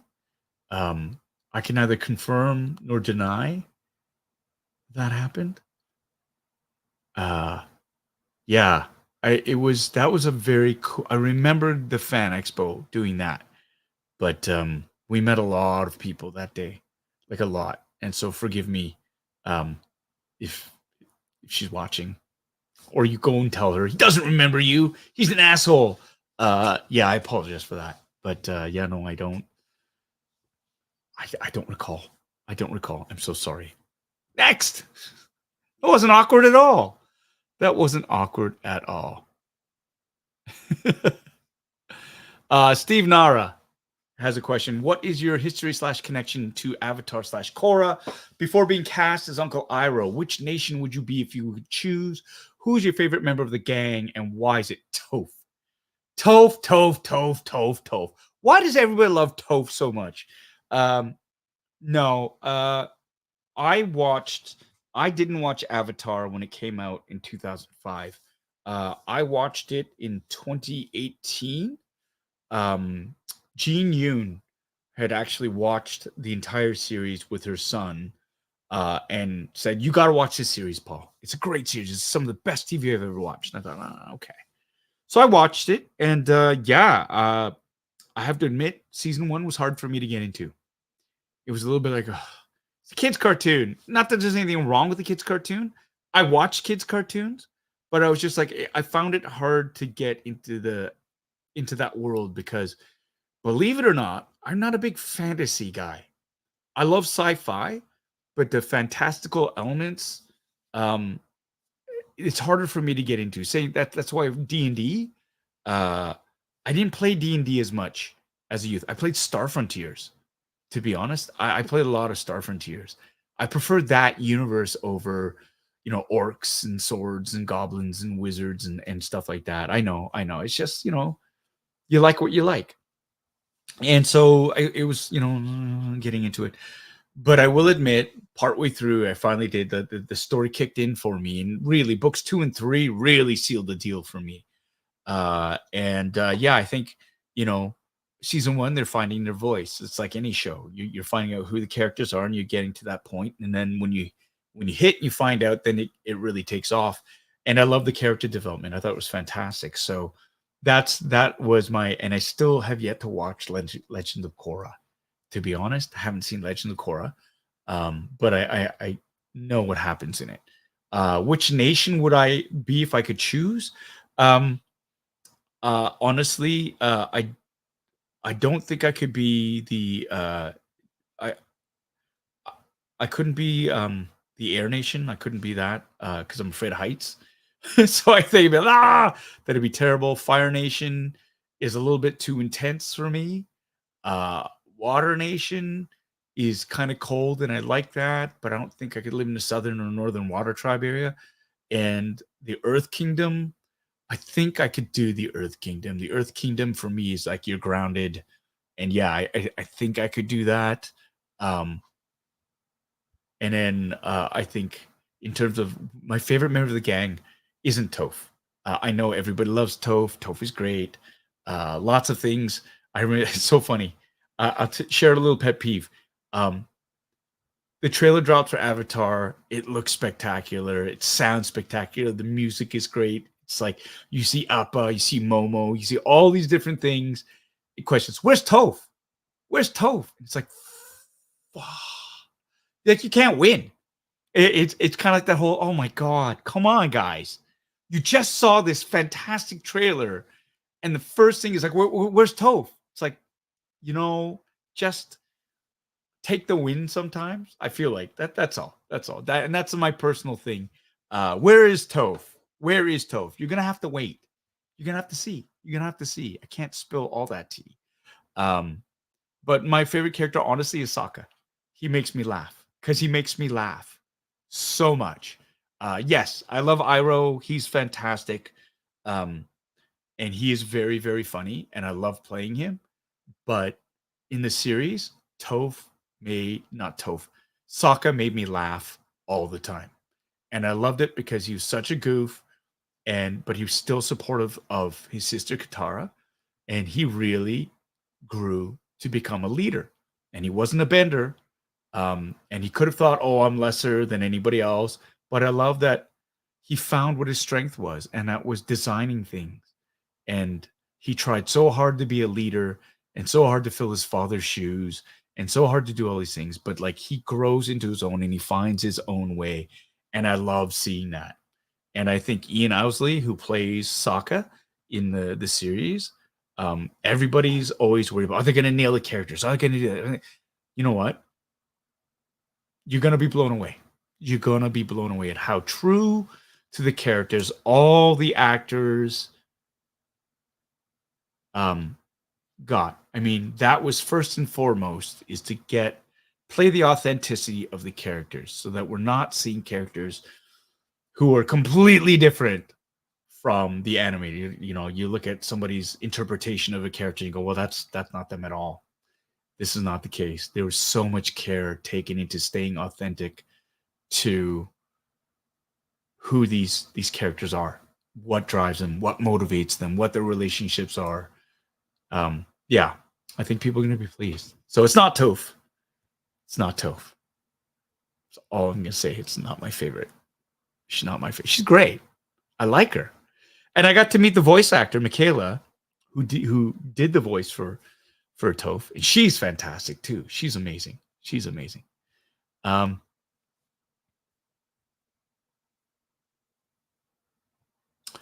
David Jacques Pitin. Hey, Paul. It's been a while since I've joined one of your chats. Thanks for coming back. But I wanted to log in real quick, and I wanted to say something. Luke Skywalker is no longer our favorite X-Wing pilot at home here. You are. Oh, yeah. I'd like that. Thank you so very much. I appreciate that. I appreciate that very much. Thank you for the kind words, my friend. I hope you are well. Okay. I'm looking down.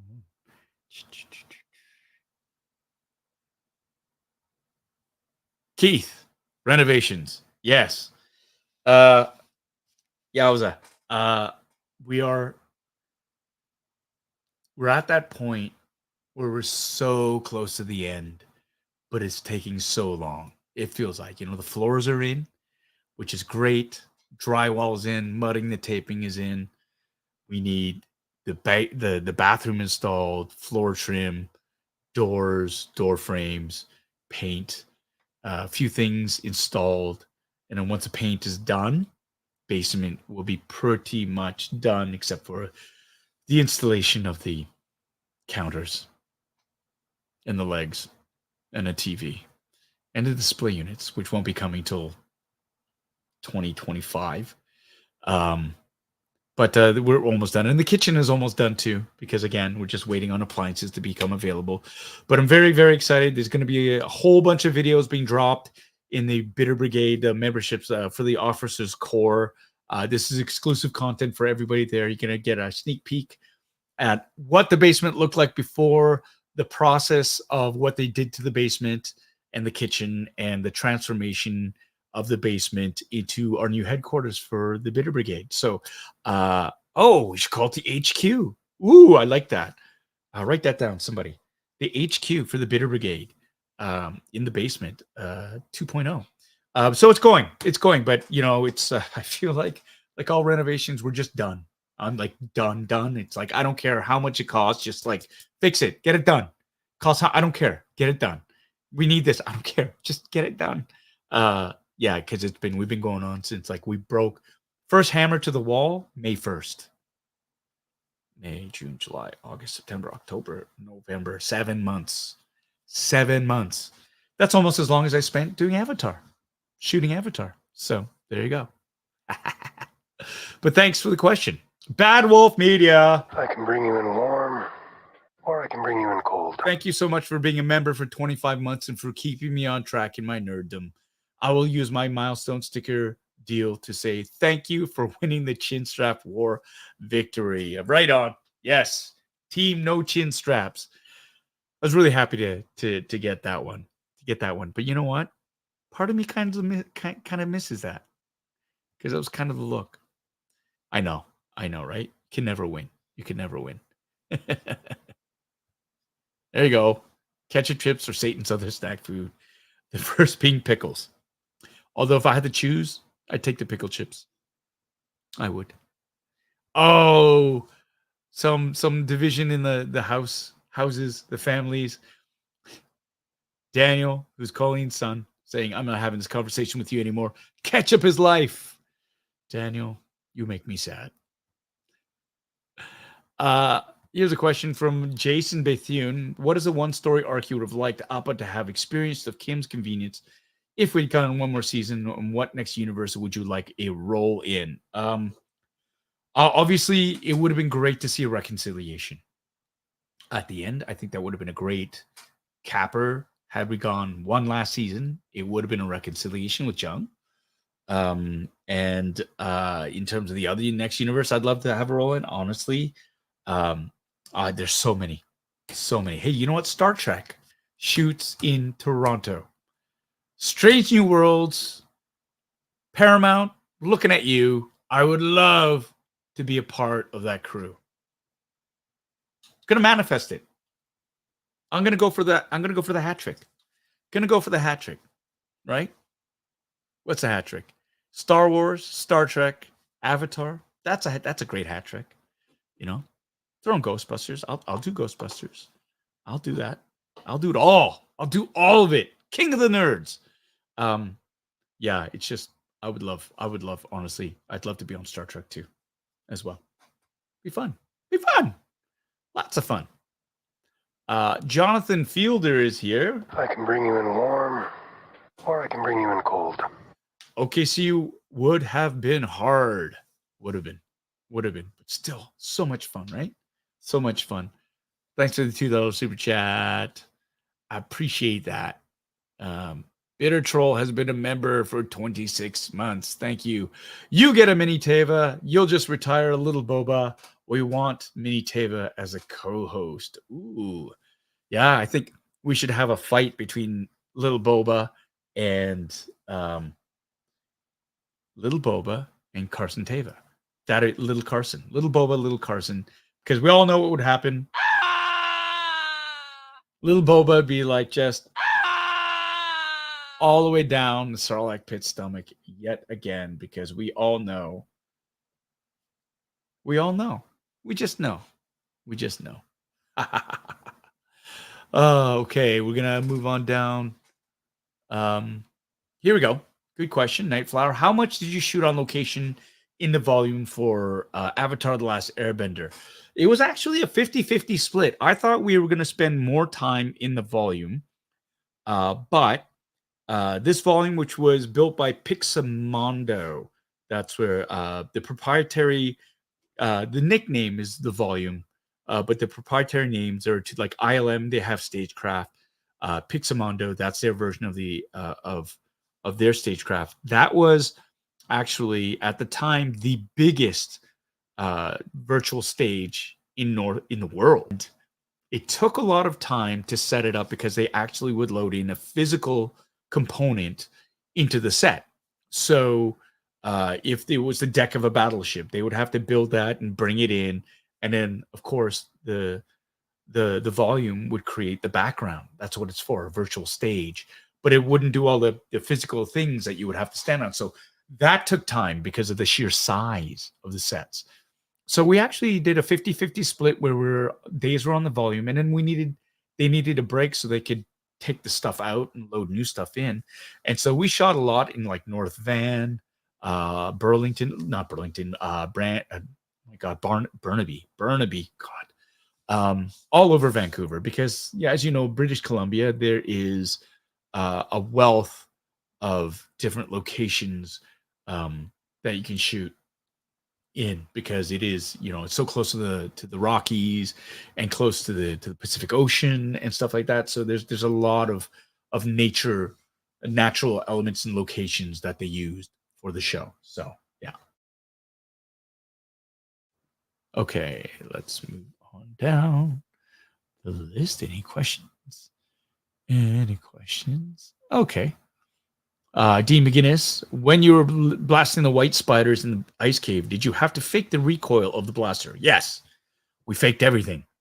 There was, yeah, we just, I mean, anybody who's played as a child with a toy gun knows that's all we did. Like, it was second nature.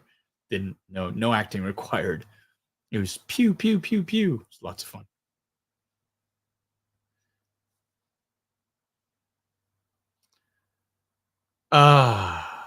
Ali Camino. Hanako Grace. Hanako.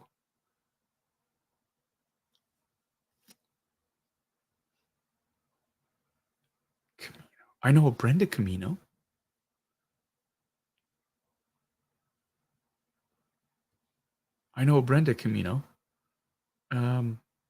Yeah. I'm sorry you putting me on a spot like that. I'm trying to remember people, but if we're talking like 4 years ago, pre-pandemic, anything pre-pandemic is going to be sketchy. So I apologize. Again. But the Camino, the only Camino that pops to mind right off the bat is Brenda Camino. So there is that.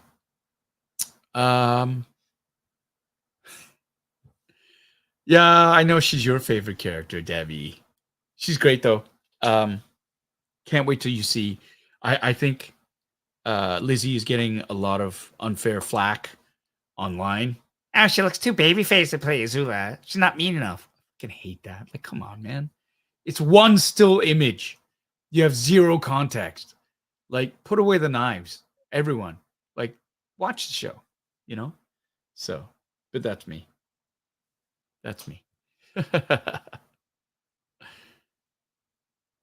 Yeah, am I screwed? I'm screwed, Mike. I'm screwed.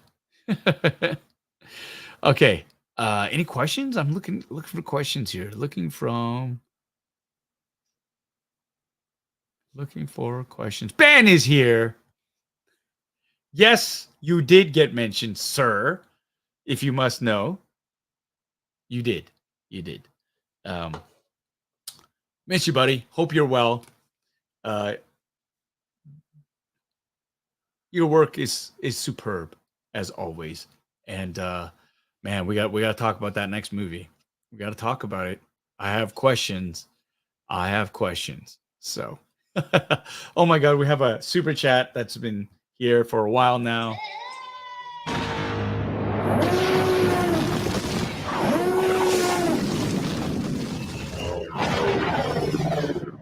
Thank you, ATLA, for your 10-pound super chat. Dallas mentioned on set you became like a real life uncle to him. I also saw recently on Instagram you and Gordon talking about fish and chips. Oh yeah, would love to hear more of these behind the scene moments if you're allowed. Absolutely. I mean, like, where to begin with Dallas? I love him. I think he's great. He was a young actor who's deeply committed, who cared very deeply about doing justice to Zuko, you know, and the commitment to the physicality of the character. I mean, like, Dallas is an accomplished martial artist, and his work in the fight scenes, in particular with the stunt teams, was spectacular. Like, he was actually teaching the stunt dudes how to do these spinning flips, which was amazing. His work ethic was second to none. And, you know, I loved it because how could you not take somebody like a young actor who cares, who's committed, who wants to do the work, how could you not, as an older actor, want to take him under your wing? And that's what I did. And what I loved about Dallas is he listened. He took a lot of what I said to heart, and a lot of things weren't like, they weren't crazy. Sort of, it really was about sort of, not that he wasn't grounded, but like just keeping him in the moment and letting him know it's like, like, hey man, look around, see what we're doing. This is incredible. Soak it in, enjoy it, learn as much as you can from it, and just know that this kind of stuff is, it's not commonplace. So you're young, you're here. While you're here, make the most of it. And stuff like that, basically, because you can get lost in the trappings, you can get lost in the hype, you can get lost in so many things, and start thinking ahead instead of just being present. And Dallas was always present, but I just wanted to sort of remind him, as a young actor, just to know, because your career, your life isn't always like that. It isn't always wine and roses. They're going to be really tough times as well. And I loved working with him. And that, as well as part of the relationship that we fostered, is, our on-screen and off-screen relationship. I was there to look out for him, right? And I took that seriously. And I care about Dallas tremendously. He's a fantastic human being. And so I feel fiercely protective over him. And I'm excited to see our work together, because we had a lot of fun.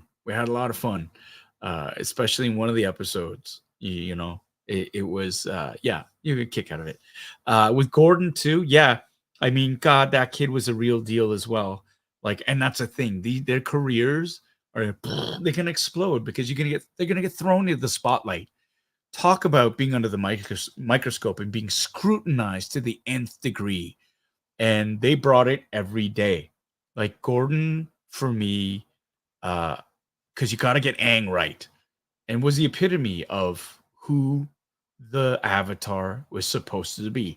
This 12-year-old kid who had the weight of the world on his shoulders, who had to succeed, who had to perform, who ran away, for 100 years, basically, and is forced with the consequences of his actions. The only difference between Gordon and the Avatar is Gordon never ran away. He faced everything head on. And I think it's a testament not only to him, but to his parents, who kept him grounded, who kept him real, never let his head get too big. Gordon was a kid too, right? That sense of joy, that fun, that excitement. And yeah, we went out for fish and chips. I love it. And an ice cream. Gordon was really fun to work with and to joke around with. My youngest is the same age as Gordon, and I miss my family tremendously. So it was great to have somebody around with that kind of energy. And in fact, my youngest, when they came over for March break, Miles and Gordon got along really, really well. They went skateboarding together, had a great time until Miles broke his ankle. So that's a great story. Miles breaking his ankle, skateboarding with the Avatar. Yeah, it's a trip to remember. Gordon, he's utterly committed as well. He had to learn. Like, I saw him work so hard on learning not one, not two, not three, but 4 different styles of martial arts, because as an airbender, as a waterbender, an earthbender, and a firebender, there are different forms, and the Avatar has to master them all. So again, and you know what? He's not a bad actor. Not a bad little actor either. Little jerk. Can't believe how good he is. Same with Dallas. Like, man, to have that kind of talent at that age, love it. I'm so jealous. So jealous. All right. But thank you so much for that 10-pound super chat. That's like $100 Canadian. All right. We're going to move on down the list here. Here you go. Good night, James. Thank you for joining us. Any other questions? Double O Bricks is asking, how long were you filming Ahsoka? I had 3 episodes. I was actually filming it before. Was I? No. sorry, that was Mando season 3. That was in November, and that's when I started shooting Avatar, November of 2021. And there was a lot of back and forth. And then Ahsoka was after Avatar finished. That was June. I went in for a couple of weeks. June, July, and August. So I mean, I was in 3 episodes, so they would bring me in. That was the lovely part. The scheduling. God bless the AD department for Ahsoka. They were amazing at scheduling it. So I didn't have to they would fly me in for like 4 or 5 days, shoot my stuff, I'd jump back home. A few weeks later, they fly me back, shoot a little bit more, I'd fly back home. So it was like as painless as it needed to be. It was just really great because I'd been away from home for so long. It was hard to sort of stay away from home, even though it was Star Wars. So it was really, really great to be able to go home for my downtime. So I appreciated that.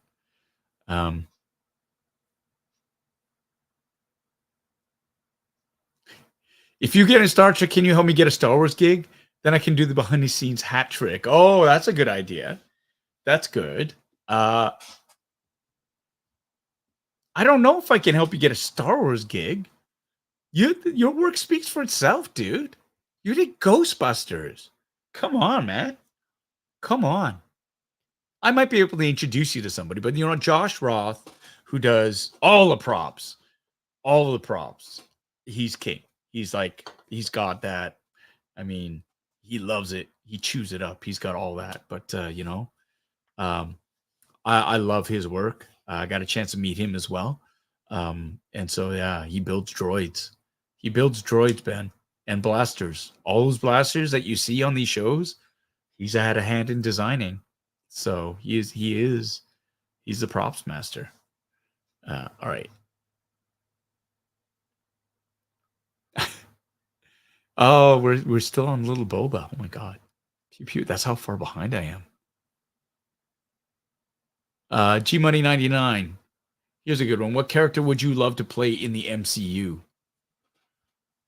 Like already established character? I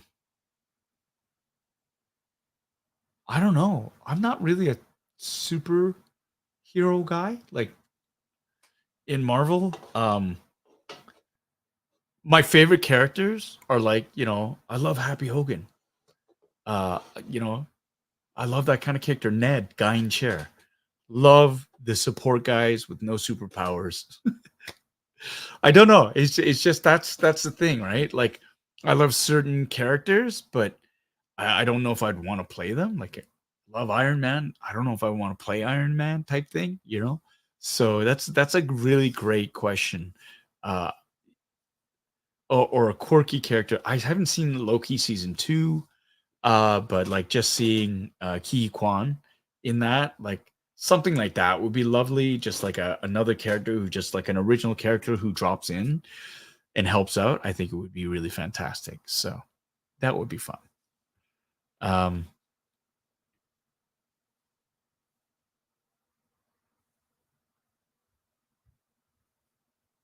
Andrew with another super chat. What should we use? This is the way. This is the way. This is the way. Thank you, Andrew. Will you be hosting a premiere watch party for Avatar: The Last Airbender at Offworld or Stormcrow? And if not, why not? I've already made my reservations to come back. That is a great idea. That is something that I don't know if I have the time to schedule. I think I'm going to be doing a lot of press, and I think there's going to be a few premieres. If they do what other shows have done, where they do advanced screenings and premieres for fans in theaters and stuff like that. So I don't know if I'm around. We'll see. I mean, if Offworld wants to do that, I'm open to it. But yeah, I don't know. It's a lot. The Bad Bash took a while. And yes, Offworld is fantastic for partnering and doing that. But it's just I don't know. I don't know if I have it in me. I mean, after renovations, after all this stuff, February is pretty close. and I think I just want to flake out for a bit, if you know what I mean. So thank you, though. Thank you. That's good. All right. ATLA, $2. Sorry, £2. My back is itchy. Oh my God, that was such a cool answer. Thank you, Paul. Oh, you're welcome. You're welcome. And thank you so much for that.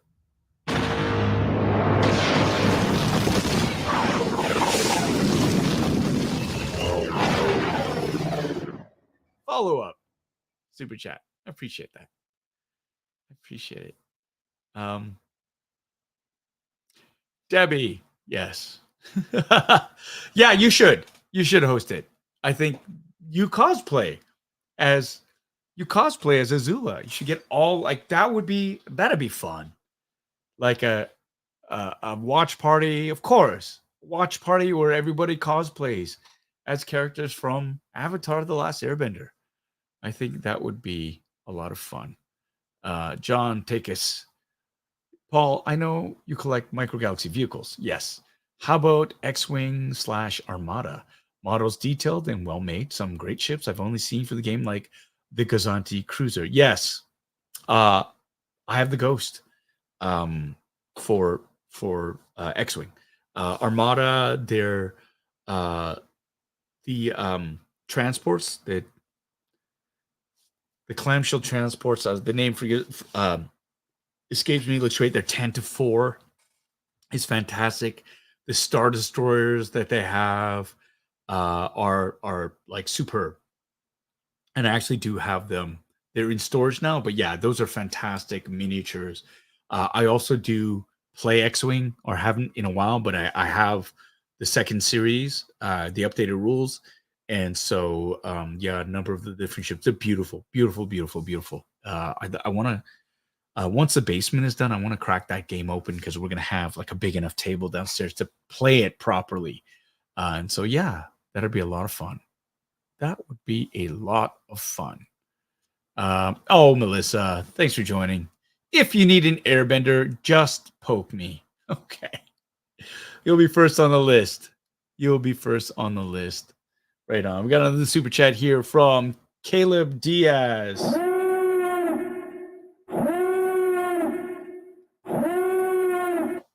Thank you, Caleb. I cheered when I saw you in the Avatar: The Last Airbender trailer. Proud of you. Thank you very much. Yeah, no, that is something that is I am so happy it's finally been released. They will have a date in sight, February 22nd, for those of you who don't know.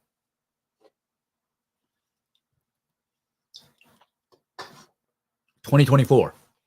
I had heard rumors it was going to be as late as June, and so I'm so happy it's in February. I'm looking forward to it. That trailer was fire. Literally, it was fire, and yeah, no, that it really surpassed my expectations for it.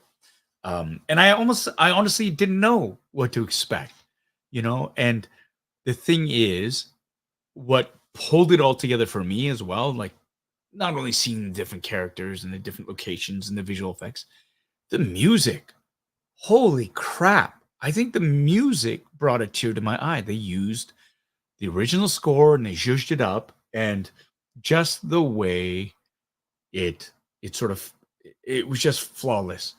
And the narration by Kalem Sue, who plays Gyatso, the airbending monk, was sorry, Podrick's here. Hey, Potsy, was great. I mean, he killed it. And so, yeah, no, I just really love that. So thank you so much for the $2 super chat and for the kind words. Appreciate that. That's a great question.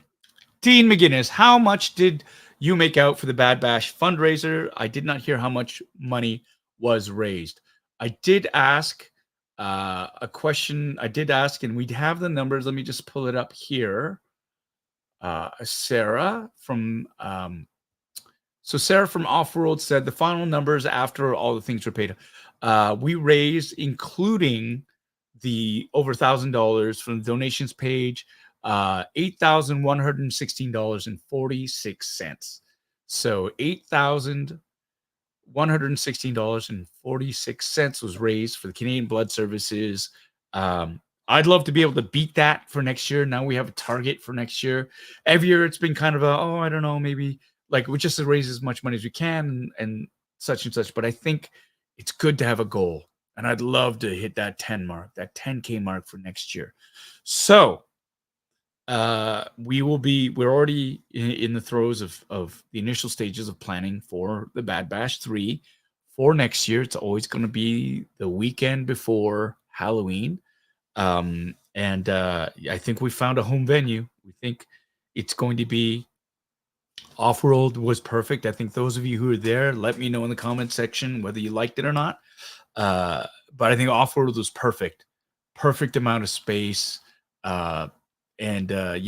Just really, really felt it was packed, but it didn't feel overly crowded. So that's great. And we want to turn it into a big sort of destination event for cosplayers to raise money for charity at Off-World. I think I really want to celebrate. I loved how many cosplayers we saw that night, and I'd love to bring that zhuzh up. Let's make it like a Met Gala for cosplayers in Toronto. Let's go. Let's do it. And I think what I want to do is I want to have like a step and repeat, one of those big sort of like Hollywood-esque red carpety areas and where you can step and get your photos taken. I want to hire a professional photographer. Mike, you did Mike from Bad Wolf Media was roaming, taking some pictures with his gear. Carrie Fanti, you were doing the same thing. Everybody else is taking pictures with their phones. I think that would be great to hire a professional photographer, so then that way you guys can enjoy your evening as well. But to have somebody there to take photos for people arriving on the step and repeat, and to work the room and get official photos for the event and get some more publicity drawn to the event, like through the media. I think that would be something to aim for. I think that'd be really, really great. Just to grow the sucker, grow it, and have a great time and raise money for a great cause. Yeah. Okay. Does anybody else have any more questions? Not yet, but that's what we'll aim for. That's what we'll aim for.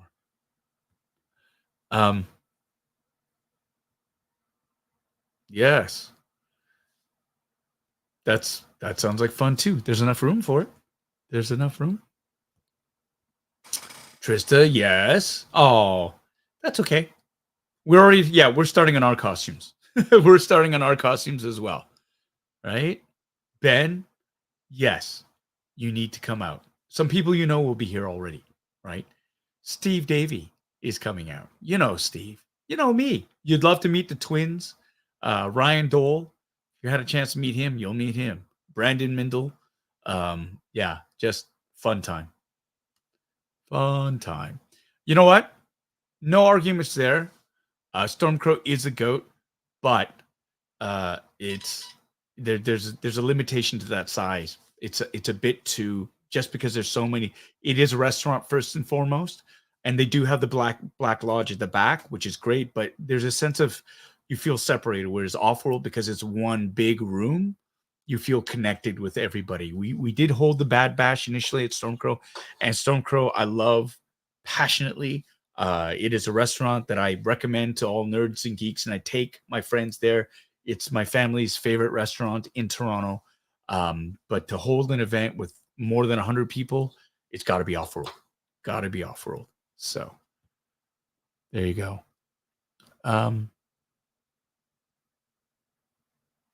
Oh, that's nice. I love that Paul likes to talk. He's Canadian 11. I think you mean Kevin Smith. Kevin Smith? Kevin Smith. There you go. There you go. Vanessa, hey, Paul, when you do shows like The Mandalorian, Avatar, do you sit around and do a table read, or is that only for movies? That's a great question. For Mandalorian, I never been part of a table read. And I think just because I'm not main cast, not part of the main cast, which is cool. I'm, I guess, a recurring character in that. And so it's hard enough to just sort of schedule everybody for that. For Avatar, we did have table reads. They were done over Zoom because of COVID. And yeah, so it all depends on your level of involvement in a production. So if you're main cast, part of main cast, then yeah, I think they do table reads. They want to. Um, but for Mandalorian, I think also because the scripts are pretty much done, you do a table read mainly not for the actors, but for the writers, and they want to make sure that things sound right. So they do maybe little tweaks here and there when they hear it out loud, but for the most part, it all sort of depends on actor availability and your level of involvement in as cast. Thanks. Good question. Good question. Any idea if you'll be at Comic-Con or Fan Expo this year? We talked about that earlier on. Fan Expo, they won't touch me with a 10-foot pole. They won't, because they don't want to deal with my agent. They got a thing against my agency. It's not my personal agent. It's just against the American agency I'm repped with, Gersh, which is one of the biggest, one of the oldest agencies in Hollywood. They've been around for a while. Great reputation. For whatever reason, they got to stick up their butt about dealing with them, so they won't deal. They won't touch me. So I think that is unfortunate. I think that's unfortunate. How do we get Adam Savage to trend the next Bad Bash? Oh my gosh. I met Adam and he's fantastic. I love chatting with him. He's a lot of fun. He's a lot of fun. Actually, because of Ben Eady. He introduced me to Adam. We had dinner at Stormcrow. And he loves Stormcrow. And I think Adam was and I think rightfully so, a little bit just reserved, because you never know who you're going to meet. You're meeting somebody for the first time. You don't know if they're nuts or not or whatever, or if you're going to get along. But Adam and I, we hit it off like gangbusters. So much fun. We both have a background in theater, which I think he really loved and appreciated. And so we chatted about all those things and we became fast friends. And so, yes, it is, when you meet somebody who's a kindred spirit, you're a big fan of them. And Adam is an amazing human being. I don't think I would want to ask him to trend something for me. I would, in a heartbeat, I would invite Adam, but these things are fraught with pressures, outside pressures that sometimes we don't realize that guests can have and stuff. So I don't want to put any pressure on him to do anything that he might feel uncomfortable with. And so, yeah, it's a great thought, but I mean, obviously, I would invite him in a heartbeat. Yeah, but he's a busy man as well. Very, very busy man. Yeah, no, huge fan of his work as well.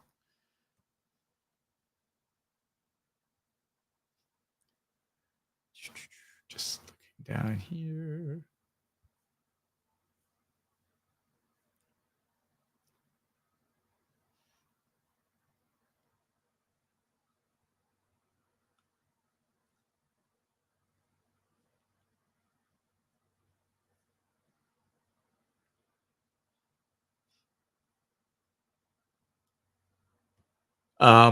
That's a big question, Caleb. I'm changing my degree to film. Any advice going into this field? Would love to dive into the beautiful world that is Star Wars one day. Like anything else, it's a craft.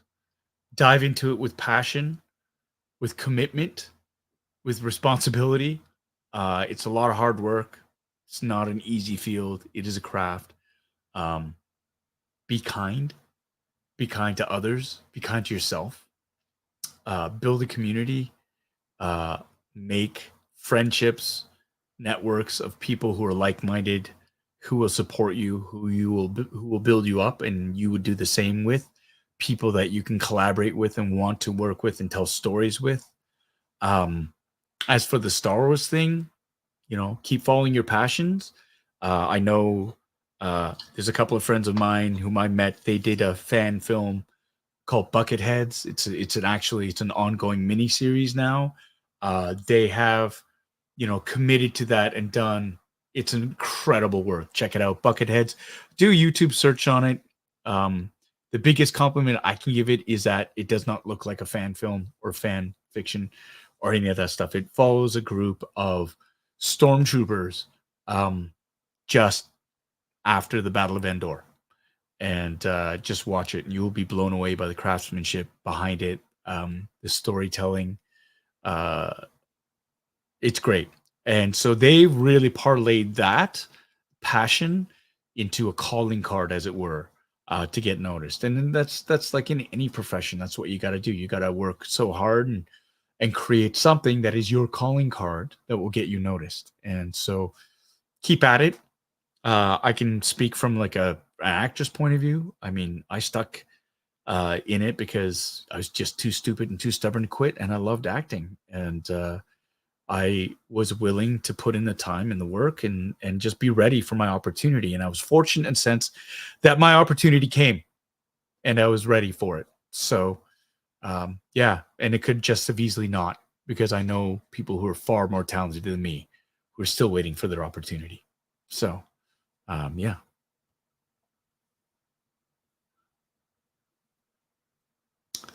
Good question, Christopher M. Bates. Christopher M. Bates. Yeah. MB8. Christopher. Paul, what were the vehicles and X-Wings like on set? Must have been a blast in those cockpits. Tons of little details. Yeah. The cockpit that we used was actually the one that they used in Rogue One. It was repurposed and sent down. And yeah, it's incredible. It's cool. It's not the full nose cone. It goes out a certain amount. The canopy does come up and down and is removable. The front end of the cockpit does come off, so they can stick a camera there. Yeah, practical lights, switches. It is fully immersive. It's great. It's a pain in the ass to climb in and out of, to be honest, because it's high up off the ground, so you need a ladder to get up there and either crawl through the nose or up over the side. It's a little bit more fragile and delicate than you would think, because a lot of it is, the interior is wood. So it's not like metal where you can, like on an actual aircraft where it's like steel or aluminum where you can put weight on it. So there's certain places where you have to be careful because you don't want to crush them. But yeah, as immersive as you can get, and tons of fun. Okay. I'm going to take 2 more questions, and then we're going to have to call it because it's 9:30. And yeah, I got to get to bed because I'm shooting tomorrow.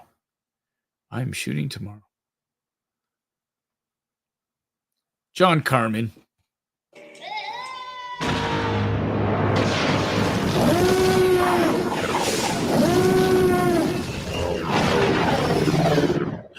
$5 super chat. I'm sorry. Please settle a bet between me and a friend we can call Aaron. Is that your voiceover in Avatar: The Last Airbender trailer? No, it is not my voice. It's not me. That is Kalim Su, who plays Gyatso, who is Aang's mentor in the Southern Air Temple. It's not me. So somebody won $5. Somebody won a bet. I won $5. The channel won $5. Thank you so much for that. Thank you. I appreciate that. Yum 8383. Hey Paul, loved you in Avatar's trailer, but fun fact, did you know Dave Filoni directed several episodes of the original season 1 of Avatar? Yes, I did. I did know that, and I've chatted with Dave extensively about that, and he still has some of the original cells from that. So, yeah, I mean, in fact, he was working on Avatar when George Lucas approached him to do Clone Wars, to work with him, learn from him, for like way back in the day for Lucasfilm. So how about that? That's super cool.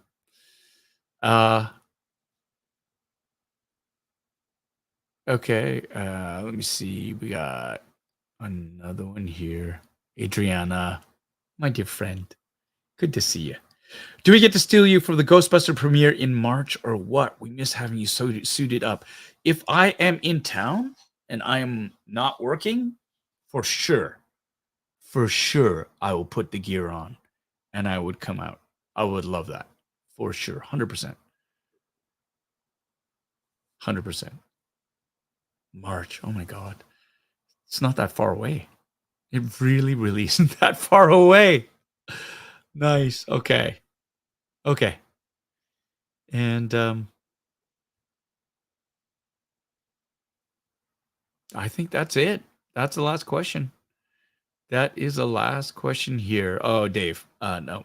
Mike. Last question. Did Dave give you any advice for Avatar The Last Airbender? No. No. We talked about it. And yeah. That's about it. Just no advice. Just have fun. That's it. Yeah. No. I mean, what you just not that I recall. He did not. That's it for me this evening. My voice is tired. I'm overjoyed that I'm actually able to talk about this. I'm love to talk more in depth of it on this and many other things. I'm very, very looking forward to all the other geeky things that are coming out.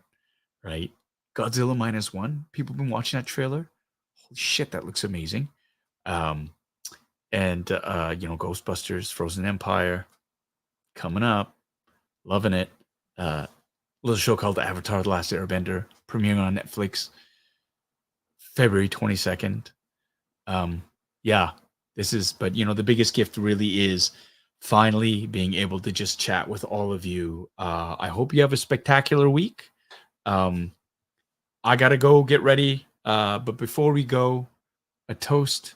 So if you all have a drink in hand, get your drink, get it ready.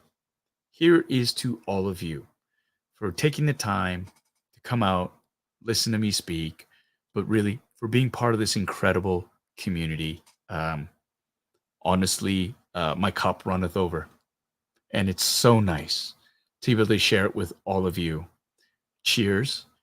Here's to a great week we've had, and here's to a fantastic week ahead.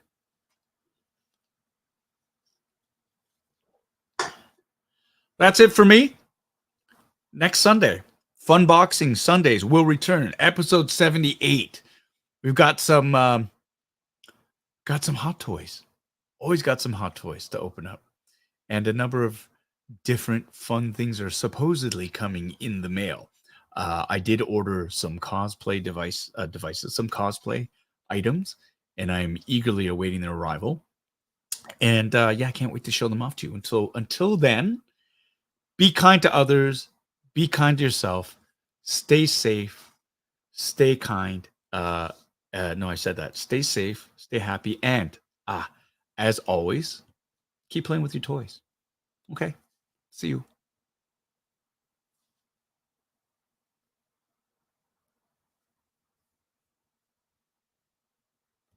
I keep forgetting I need to come up with something funny for the end.